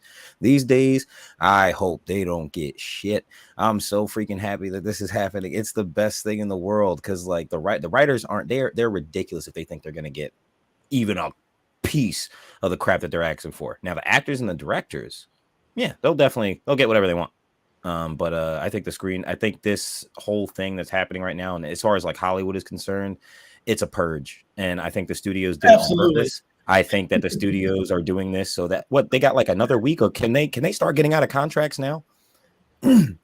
Yes, they ain't slick. They about to, because I'm telling you right now, the reason why we're getting so much bad content nowadays and like from the mainstream market, bad writing. You got 25 writers in a room and you only pushing out 8 episodes every 2 years. Who the hell are they paying them for? To do what? And then the shows are bad. Okay, so with that in mind, what you just said, bro, it's a great segue into my question. I'm asking everyone this. What is everyone's ideas about Chat GPT being used in the creative process and how that affects the current writer's strike? Can you repeat that question? I'm sorry. What are your ideas about Chat GPT being used in the creative process and how it also affects the current writer's strike? Because what I understand is that a number of writers are concerned about that. And right now, you know, as I watch Secret Invasion, a Marvel TV show, which is actually pretty dope. The intro is AI. It was created through AI art. It's pretty good too. So, Spro, I ask you. So with, shows being spat out by Chat GPT. Well, I'm a writer, so no. But I like to write. So well, no, I don't. I've never gotten cut a check for because it affects your pockets, correct? No, I've never got a cut a check for a screenplay, but even with that, from an artistic standpoint, I think that even though the writers are concerned about it, the writers have other worries. They need to get better. They suck. So AI is the least of their problems. I think studios will definitely take advantage of AI, probably to like get like, oh, what movie idea will do the best, and then like even if they have AI write full screenplays, there will always be some kind of human, or like they'll just hire 2 writers to proofread it or to fix any weird errors, but you'll always be able to tell. I don't think that we really have to be concerned with AI because everyone's going to be able to tell what stuff is AI and what stuff isn't. That doesn't mean that stuff won't make money, but like stuff like the writer's strike now and like AI and all those other concerns is a good opportunity for independent artists, because to be quite honest, if you're making good content, the quality and like your finances and stuff like that don't matter too much. I mean, make sure your sound's good, but yeah, humans will always write better. I'm not concerned about AI. I think only writers are worried about AI. Here's the thing. I just want to say something about that. And being a person who actually deals with, people, who are making these films and so on and so forth, and in the entertainment industry, a lot of times we don't talk about not a necessary evil, excuse me. We don't talk about the gorilla in the room. A lot of times it's not because the writing sucks. It's the production schedule sucks. Okay? These people are not given enough time to create, something that's, amazing. They're just expected to pump out stuff, because everything becomes streamlined. We need to get 6 or 7, shows out in this small, period of time. Great art takes work. You got to write it, rewrite it. You got to come back for it. Sometimes you got to reshoot it. So on and so forth. And a lot of times people, something will come from left field and people will say, oh my God, it's incredible. It's amazing. Why can't we get more of that? Well, you never really heard from that guy. And he had about 5 years to make that shit. So, he had the time to create. What I want to ask Mark. Mark, do you know what Chat GPT is? No, I do not. Is that like AI? Yeah, it's like a very fancy Google. And you can like ask it, hey, write me a script about a girl and a guy. They met in Paris. They fall in love. She's a spy. He's a chef. And then the thing will spit out an entire script to you, which is pretty terrible from the stuff I've seen. Like it's not cohesive thought. It's not what I'm saying. read. They'll never last. Yeah. Yeah. And then you know why though, Jen, right? No. You understand why? Okay. So when you're writing, right, as a writer, right, when you're creating, like what brother said, right, when you're creating something, like when you're writing, right, when you sit down and you're writing from what is the soul. If there's no soul, like, what I'm saying, like soul food, if you put some soul into this food, right, then this food is good. If you're writing and there's no soul in what you're writing, the writing's not going to come out good. If you put soul into what you're writing, you could write a script in a day. If you put your soul into it, and you can write it in a day. There are some scripts that was written in 3 days that came out absolutely amazing, right? I think Kevin Smith when he was talking about Clerks. I think he wrote Clerks in a certain amount of time. Clerks is not the greatest film, but it's a classic, right? And so, but when you put the soul into it, like the computer stuff would never last because we won't be able to identify with it because we're not like you can't like a movie like a Braveheart, right? What makes Braveheart so great? Because Mel Gibson put his soul into that movie. What makes Do the Right Thing so great? Because Spike Lee put his soul into that movie, right? When Goodfellas, Martin Scorsese put his soul into that movie, right? So when you put your soul into it, the true essence, the true core of who we are as human beings, when you put that into your writing, then you can write it. It doesn't take a long time. You can do that in 3 days. You can do that in an hour. It just all depends. But the computer stuff is never going to last because as human beings, and when we're the true essence of who we are, we're soul, we're energy, the true essence of who we are, we will be able to identify with something that we've been with for such a long time. And when you talk about writing been with us since the beginning of time. And when you talk about plays and stuff like that, we will be able to identify AI writing stories for us because they're not going to tap into our soul because they don't even have a soul to tap into. I want to piggyback off that real quick before you say something. There's something else. When I write, like I pick my actors beforehand, right, in my head, right? Even if it's an actor that's an A-lister and it's like, oh, you're not going to be able to it doesn't matter. So I pick my actors ahead of time and then I write in their voice. And that's something that ChatGPT will never be able to do because they don't know the personalities of people. But I literally write, like I have my cast wish list picked out. And I'm like, this is how Luis Guzman would say X, Y, and Z. This is how this person would say X, Y, and Z. And I literally write for that actor. That's something that ChatGPT is never going to be able to do. Because they don't pick up the essence of that person. And I write for that individual. See, of course, like I can switch out John Leguizamo or Luis Guzman for someone else. Absolutely. I could put another actor in there. But when I'm writing in his voice, his mannerisms and everything. That's how I write. Yeah. No, Saint, you was going to say no, something? I was going to say, listen, it's in its infancy right now. So I will never say it will never be able to do those things because we don't know, but I hope it doesn't. And not just that, I think ChatGPT could be used like for ideas, like write me a script about this and you can read over it. It might be crap, but you're just like, oh, that's a pretty good idea. And then you could, a writer could use that in his own way, rewrite it or whatever. So I think it could be useful. I hope it doesn't take any, I hope it doesn't replace a human as writing as far as the meaning. But, I'm on the other end. I don't think it ever will be able to capture. I'm just saying, I don't know. You might be right. Okay. So, but I want to say one more. Can I ask something? Like Spro, real quick, and Spro was saying, the writing is it's crap today, and he's right. There's probably a lot of bad writing, but I think editing. I didn't realize how much editing was important because I'm not in the industry. Editing, like how much film you're editing it out, and those guys are great too. So if you get a bad editor, it might not be the writing. It could just be bad editing. That's true. You know what's interesting? You can't make a good movie from a bad script, but you can make a bad movie from a good script. It's very possible. Oh yeah. It's happened tons of times, but like it's I think it's all a piece of it. Like when I'm watching a movie, usually if I'm watching something the first time through, I'm not like thinking too hard about it. But at the same time, I can't help it. I'm usually focused on story. Now, execution and stuff will usually take you out of it. And like I said, lately, I've been watching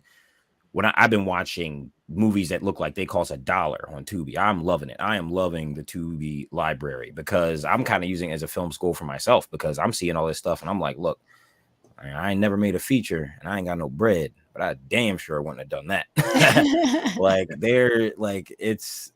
Get this, the scripts are still bad. But right. I think like at least right now, like I'm trying to get better at writing because you can that's your blueprint. I remember Alfred Hitchcock once said, they were like, oh, how do you do it, man? How do you, get in? He was always sarcastic. So he's just like, well, the good thing is that the picture is already on paper before you shoot. And then he's like, oh, he's right.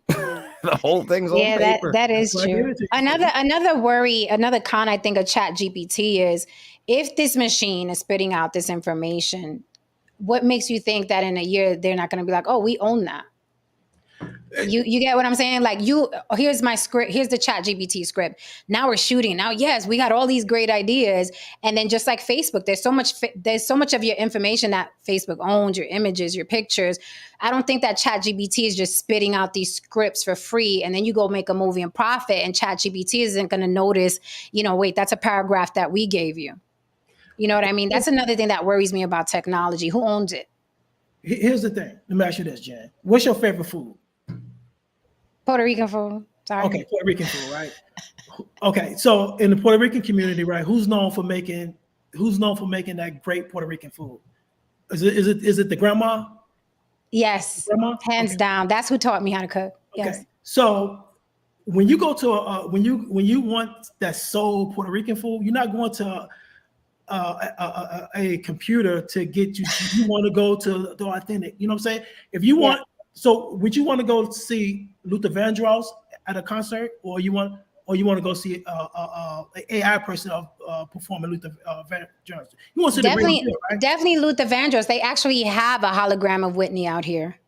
Well, I'm talking about the real Luther Vandross. I'm not, the real, yes. but yeah. Absolutely. So what I'm saying is the fact that when it comes to writing, right? When it comes to writing, it comes from the soul, right? It comes from the soul, and that's what, as human beings, right? We're a people. We're this body is just like it's like our clothes, right?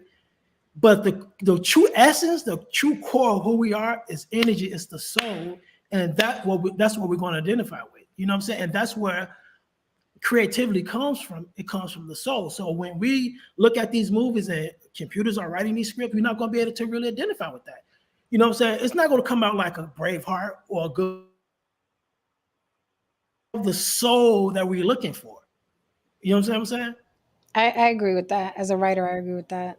I don't think it's Exactly. I don't think it's ready for the creative world. I don't think it ever could really truly exist in the creative world. For everything else, it's great. It's great for math. It's great for science. It's Yes. I've actually springboarded a number of applications off of a couple of the ideas that I spat at it. You know what I mean? So it's great for the practical sense of things, but for the creative world, I don't really see it, because, for instance, I tested it out and I was like, okay, give me a composition in the style of Mozart, and it gave me like a good 16 bars, and I read it, looking at it, and I know what I'm looking at. I'm like, this sucks, you know what I mean? Because you can tell that the only thing it did is take the magic flute, and it took some other shit, it chopped it up, and it just rearranged it. You know, It had no soul, right? Anything. It didn't really create anything. It just took all the information that it knows that it can just grab, put it up in a bag, and just throw it at me. So I know it. So I know it when I see it. So I was like, okay, yeah, this is not for that. You know what I mean? For other things, it's great for, but not this, which is fine. You know, I personally don't want to watch a show that has been produced by Chat GPT. I just don't. You know what I mean? Like, I would like to see an authentic show written by human beings, angry Puerto Ricans. You know what I mean? Coming soon.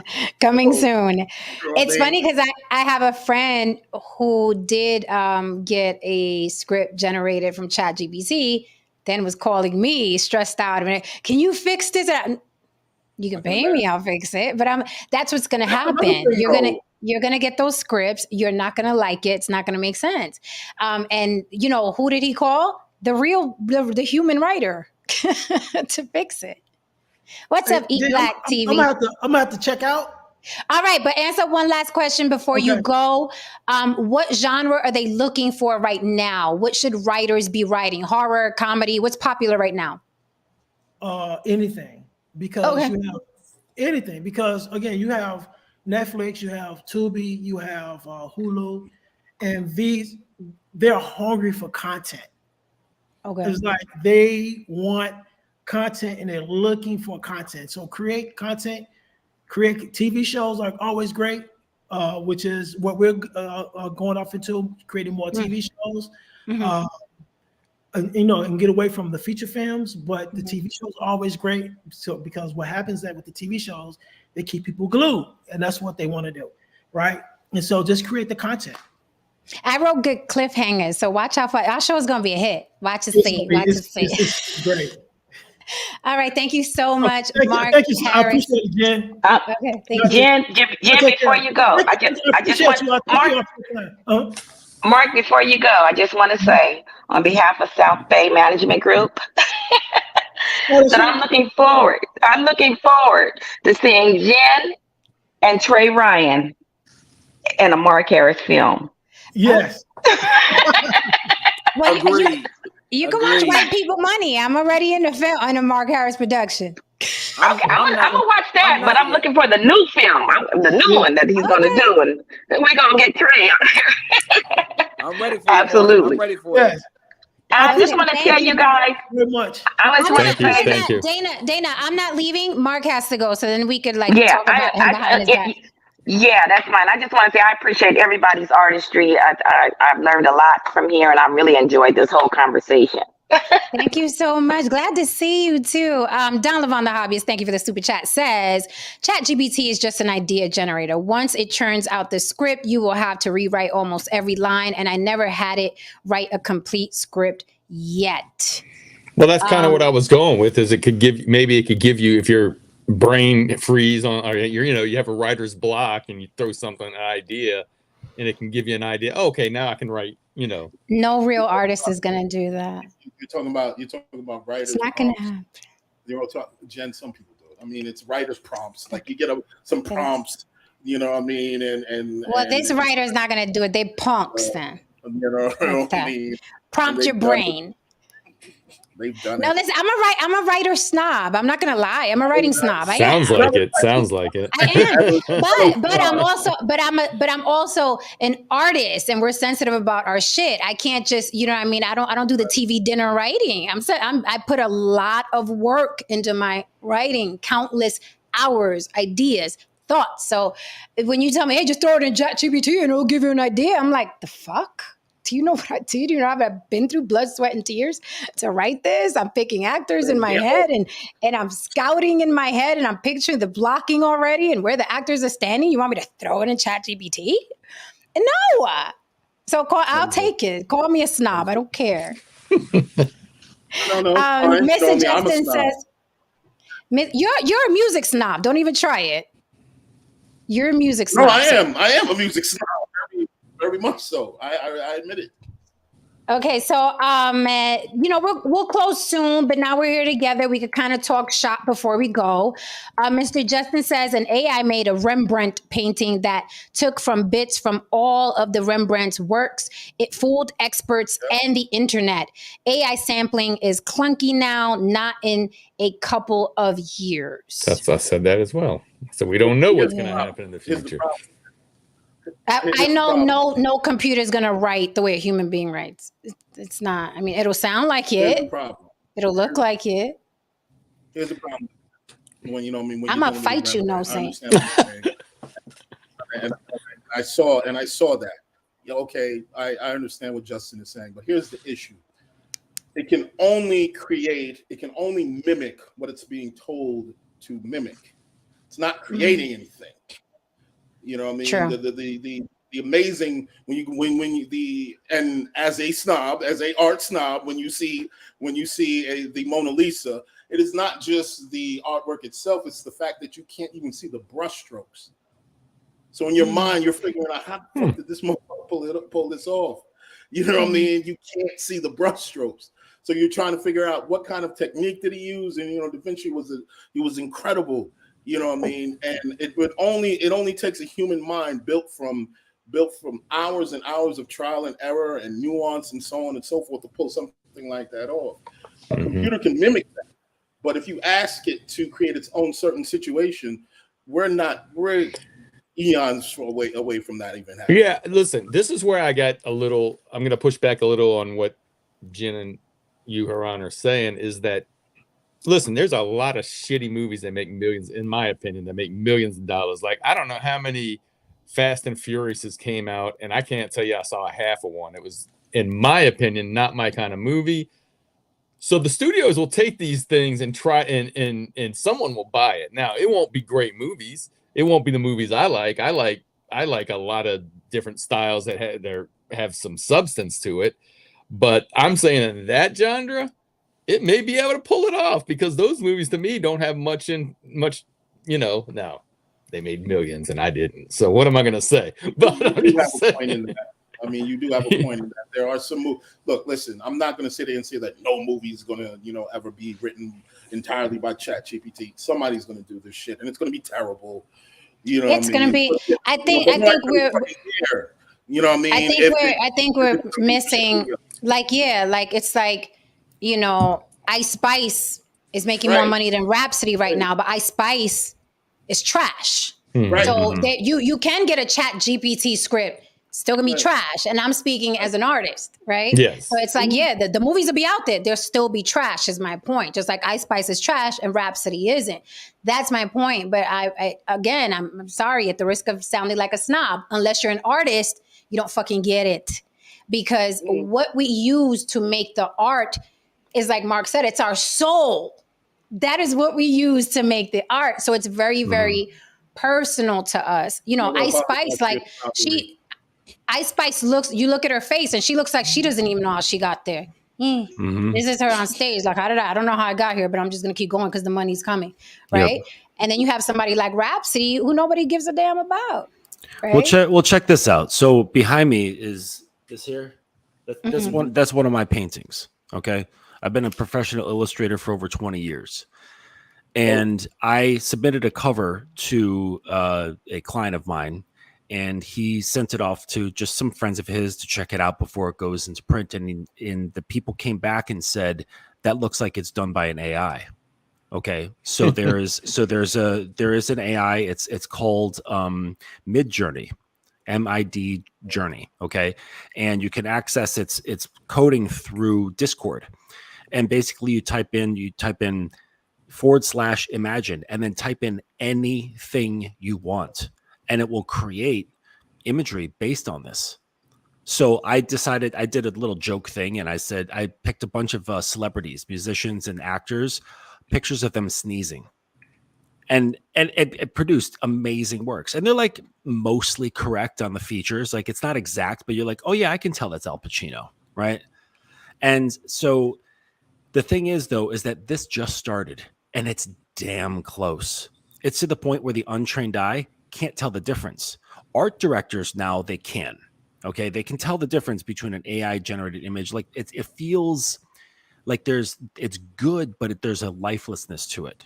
Okay, but it's still really good. Like 90% of the populace will be like, that's great, and then pass on. Okay, the thing is, though, is that it's going to get more and more and more sophisticated to the point where no one's going to be able to tell the difference.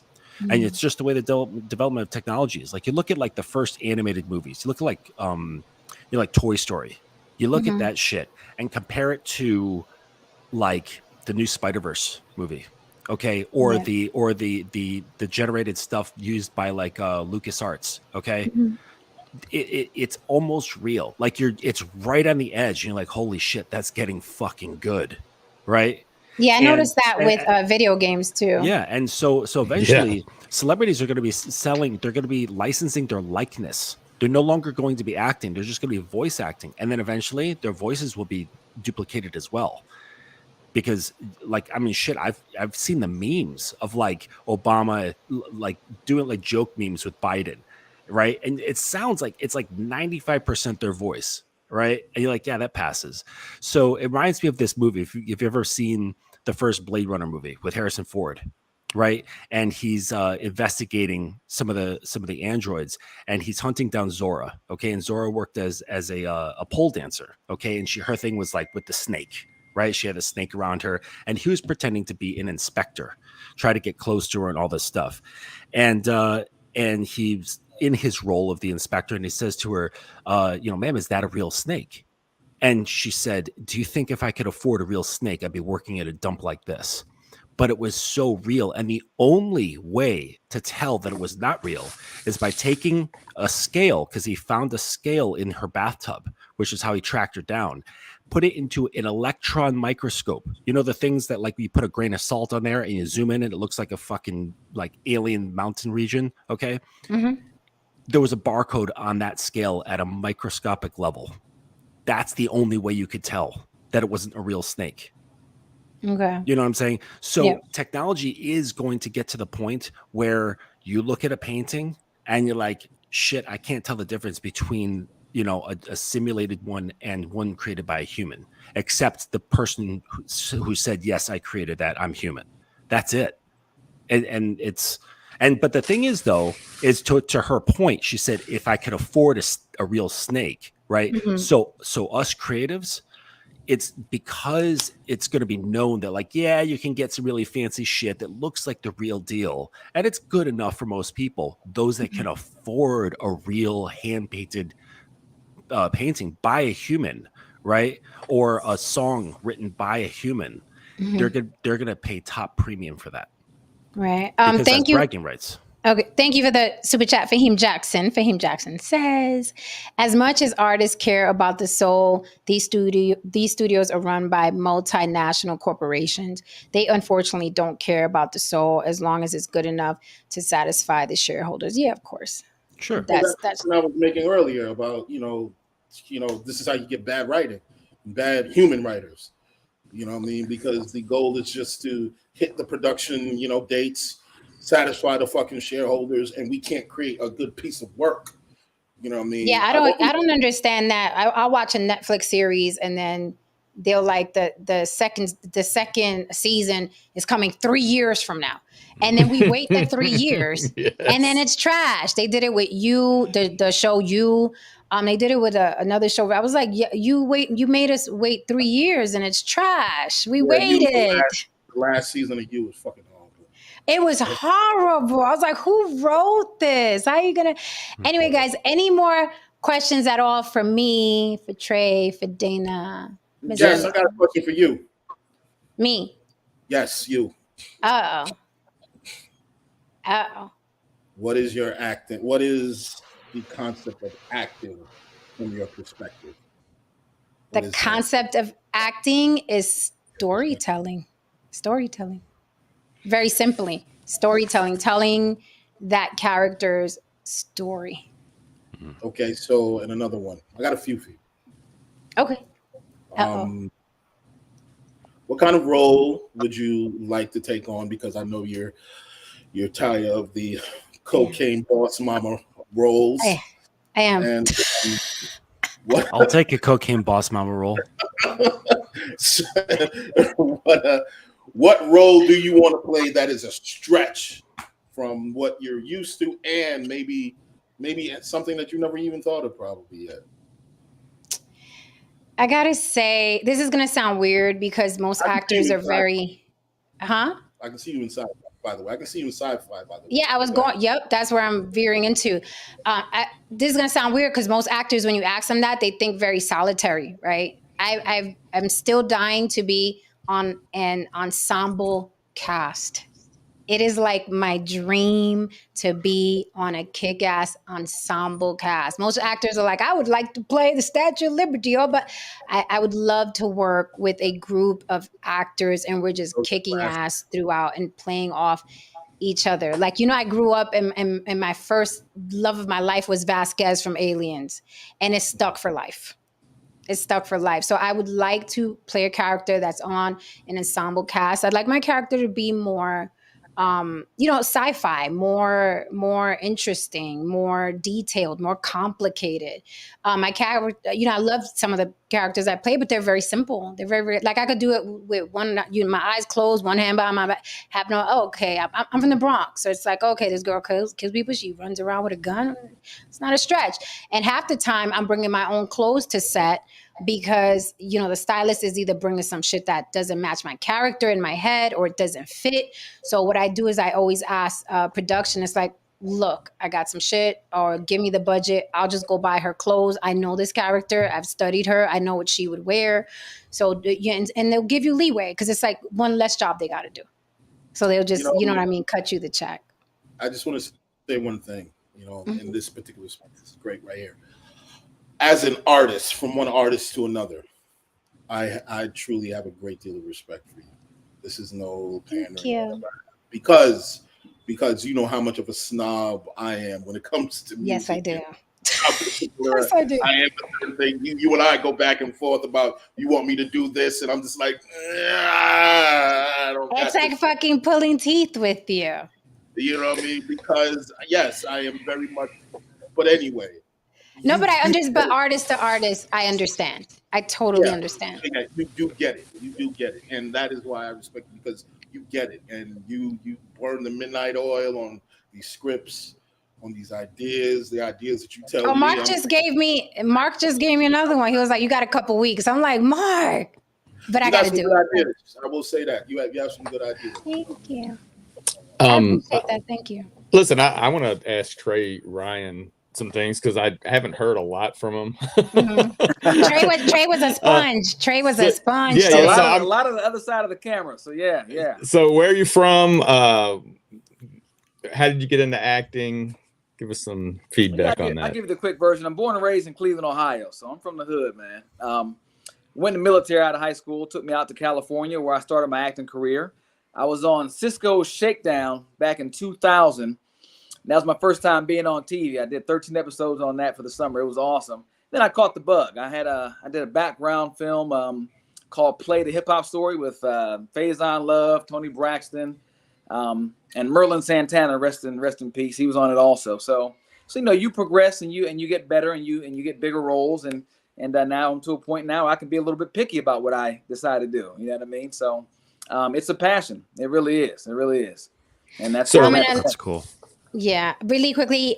Thank you for the super chat. Don Levon, the hobbyist, says, I think Jen would be great in a romantic comedy. Well, what I just wrote, the dramedy, is pretty much in that lane. So, All right. Well, you wrote now, Jen. So what did you learn from Mark to help you out with what you're writing? What do you think? What did I learn from Mark? That's a good question. You got a question. lot of info. Yeah.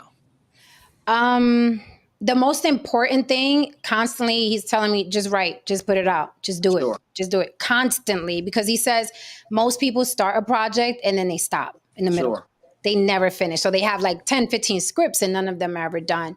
So he also challenges me like with deadlines. Like I was playing with him the other day on the phone and I was like, imagine a movie where this would happen, blah, blah, and it would be like a comedy horror, like that movie Bad Hair.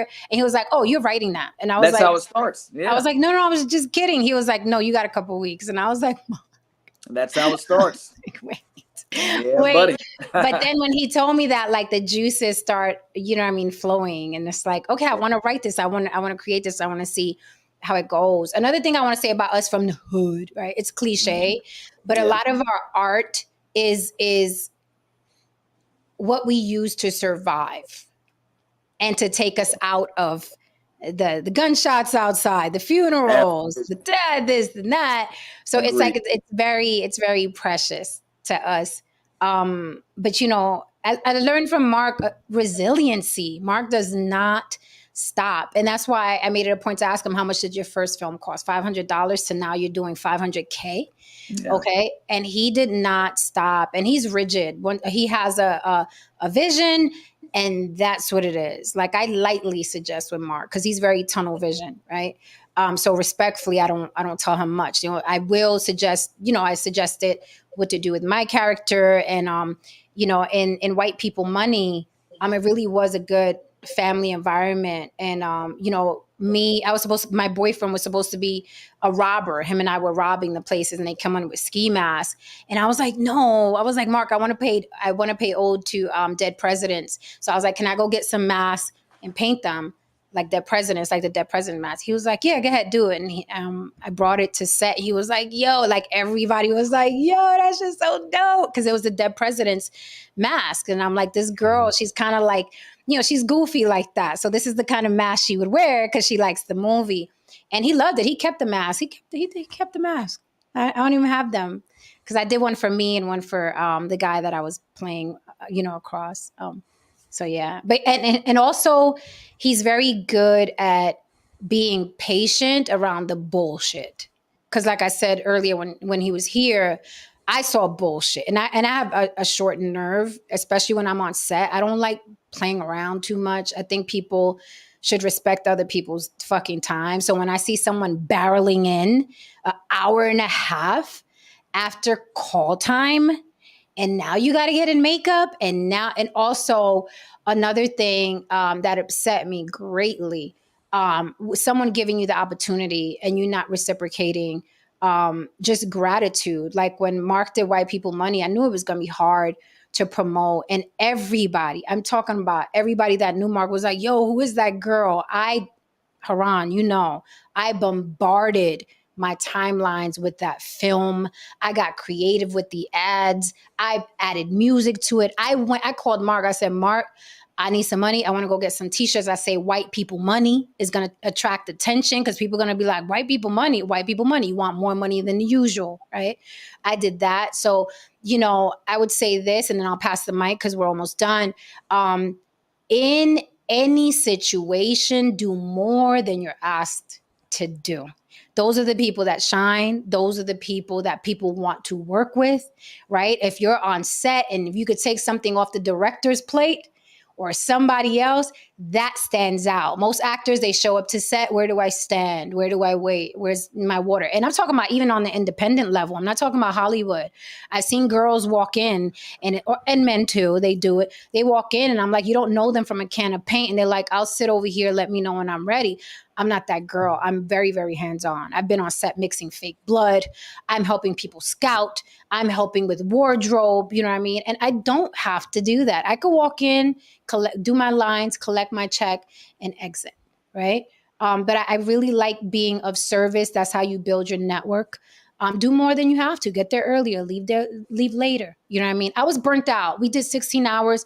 I was burnt, but Mark Harris is such a good director, and he cares so much about the cast that I'm like, I'm gonna give him to my last till I can't breathe. But I was burnt, like I was fucked up and cranky, and I was like, I can't do another hour. I can't fucking do it. We have to, like when other people were fucking up their lines, I was ready to snap because I'm like, I've been here 15 hours. I cannot. Why the fuck didn't you memorize your lines, bitch? You know what I mean? Like it's like I've been here all day. So you have to think about that because I've been in productions where like the leads didn't lift one finger to promote the film. Not one. And I was supporting and all day on Facebook, on Instagram or whatever. So just be of good use when you work with people. It's so important. And I think people don't realize that. It's not just coming in and being bubbly and hi. Be of use on set. Be of use. Be someone that when the production is over, they're going to be like, yo, but that girl, remember when she was here? Blah, blah. That is what you want in this business. And I'm not talking about be a gopher. I'm saying be of use. Don't be a kiss ass. Be of use, real use, right? But that's the last thing I have to say. So if there's absolutely nothing else, we can close, guys. I'm good. Are we good? All right. Are we good? Yeah. Okay, so thank you so much for giving me your time tonight. Great meeting you, Trey. I don't know. Sweetheart, you too. Where did you see my page? Like, how did you come to know of me? My managers. Dana is one of my managers, actually. So they put me on it. That's Trey. You need to get on this call. And it was spur of the moment. I'm in the gym working out. It was spur of the moment. I'm like, yeah, I'll be on. Let's do it. Okay. Yeah. See, that stands out to me. I love that because when I was communicating, so I was communicating with Dana in the DMs. Mm-hmm. Crystal Ellis. Okay, Crystal Ellis. Okay, so I was like, because when we do this, right, a lot, you know how it is. A lot of people are like, I want to be down. I want in. And I'm like, yeah, okay, what I do is, there goes the time. Do what you want with it. We're on at 8:30. Do what you want with that. I got other shit to do. You know what I mean? I got other shit to do. So when I did get the response of we're there, I'm like, boom, let's go. Let's do it. Right. Mm-hmm. So that's another thing to think about. You never know when you're going to get the call. You never know who you're talking to. You never know who's watching us right now. You never know who people know. So it's important to show up and be seen. But you guys were a joy. I'm glad you're here. We have trending topics all week long. But tonight I wanted to dedicate it to the film industry because, some people threw some hate on me like, oh, you know, your films go straight to streaming. And I'm like, that's the industry now. So that's right. I'm like, I took movie a theaters negative, are shutting down all over the place. I took a negative and turned it into a positive. I was like, we're going to teach tonight. And here we are, and we did, and we learned, and we met new people. We networked in That's 2 it. Right. hours. So, What it's all about. keep in I touch, enjoyed guys. it. Yeah, and let's I follow enjoyed each every other. minute. Thank Yeah, you. and can I just say, I'm just going to put a Yes. shout out Yes, again to please. my Trey Ryan. Look forward to a movie we have. It's in editing right now, post production. It's called Fight for Love. He's awesome. We'll keep you, We'll let you know when it comes out, but we just want to put that out on notice. I enjoyed it. I love your closing remarks. They were beautiful. They were Go perfect. ahead, Trey. Thank you. Go ahead, Trey. Go ahead, Trey. Get your close up, baby. I got you. Okay, guys. Thank you so much. Good night. And please Thank come you. back. This was On the Block with Jen. Hit that like and subscribe on your way out for Mama, and stay tuned for tomorrow. Good night. Good night. Appreciate you. And we're out.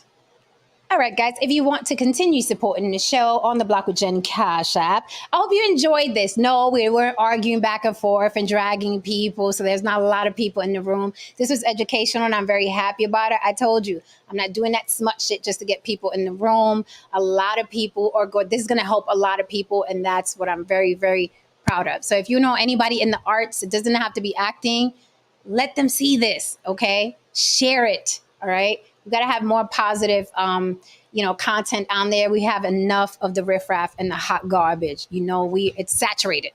Okay. So thank you so much for giving me your time. I do not take it for granted. Good night.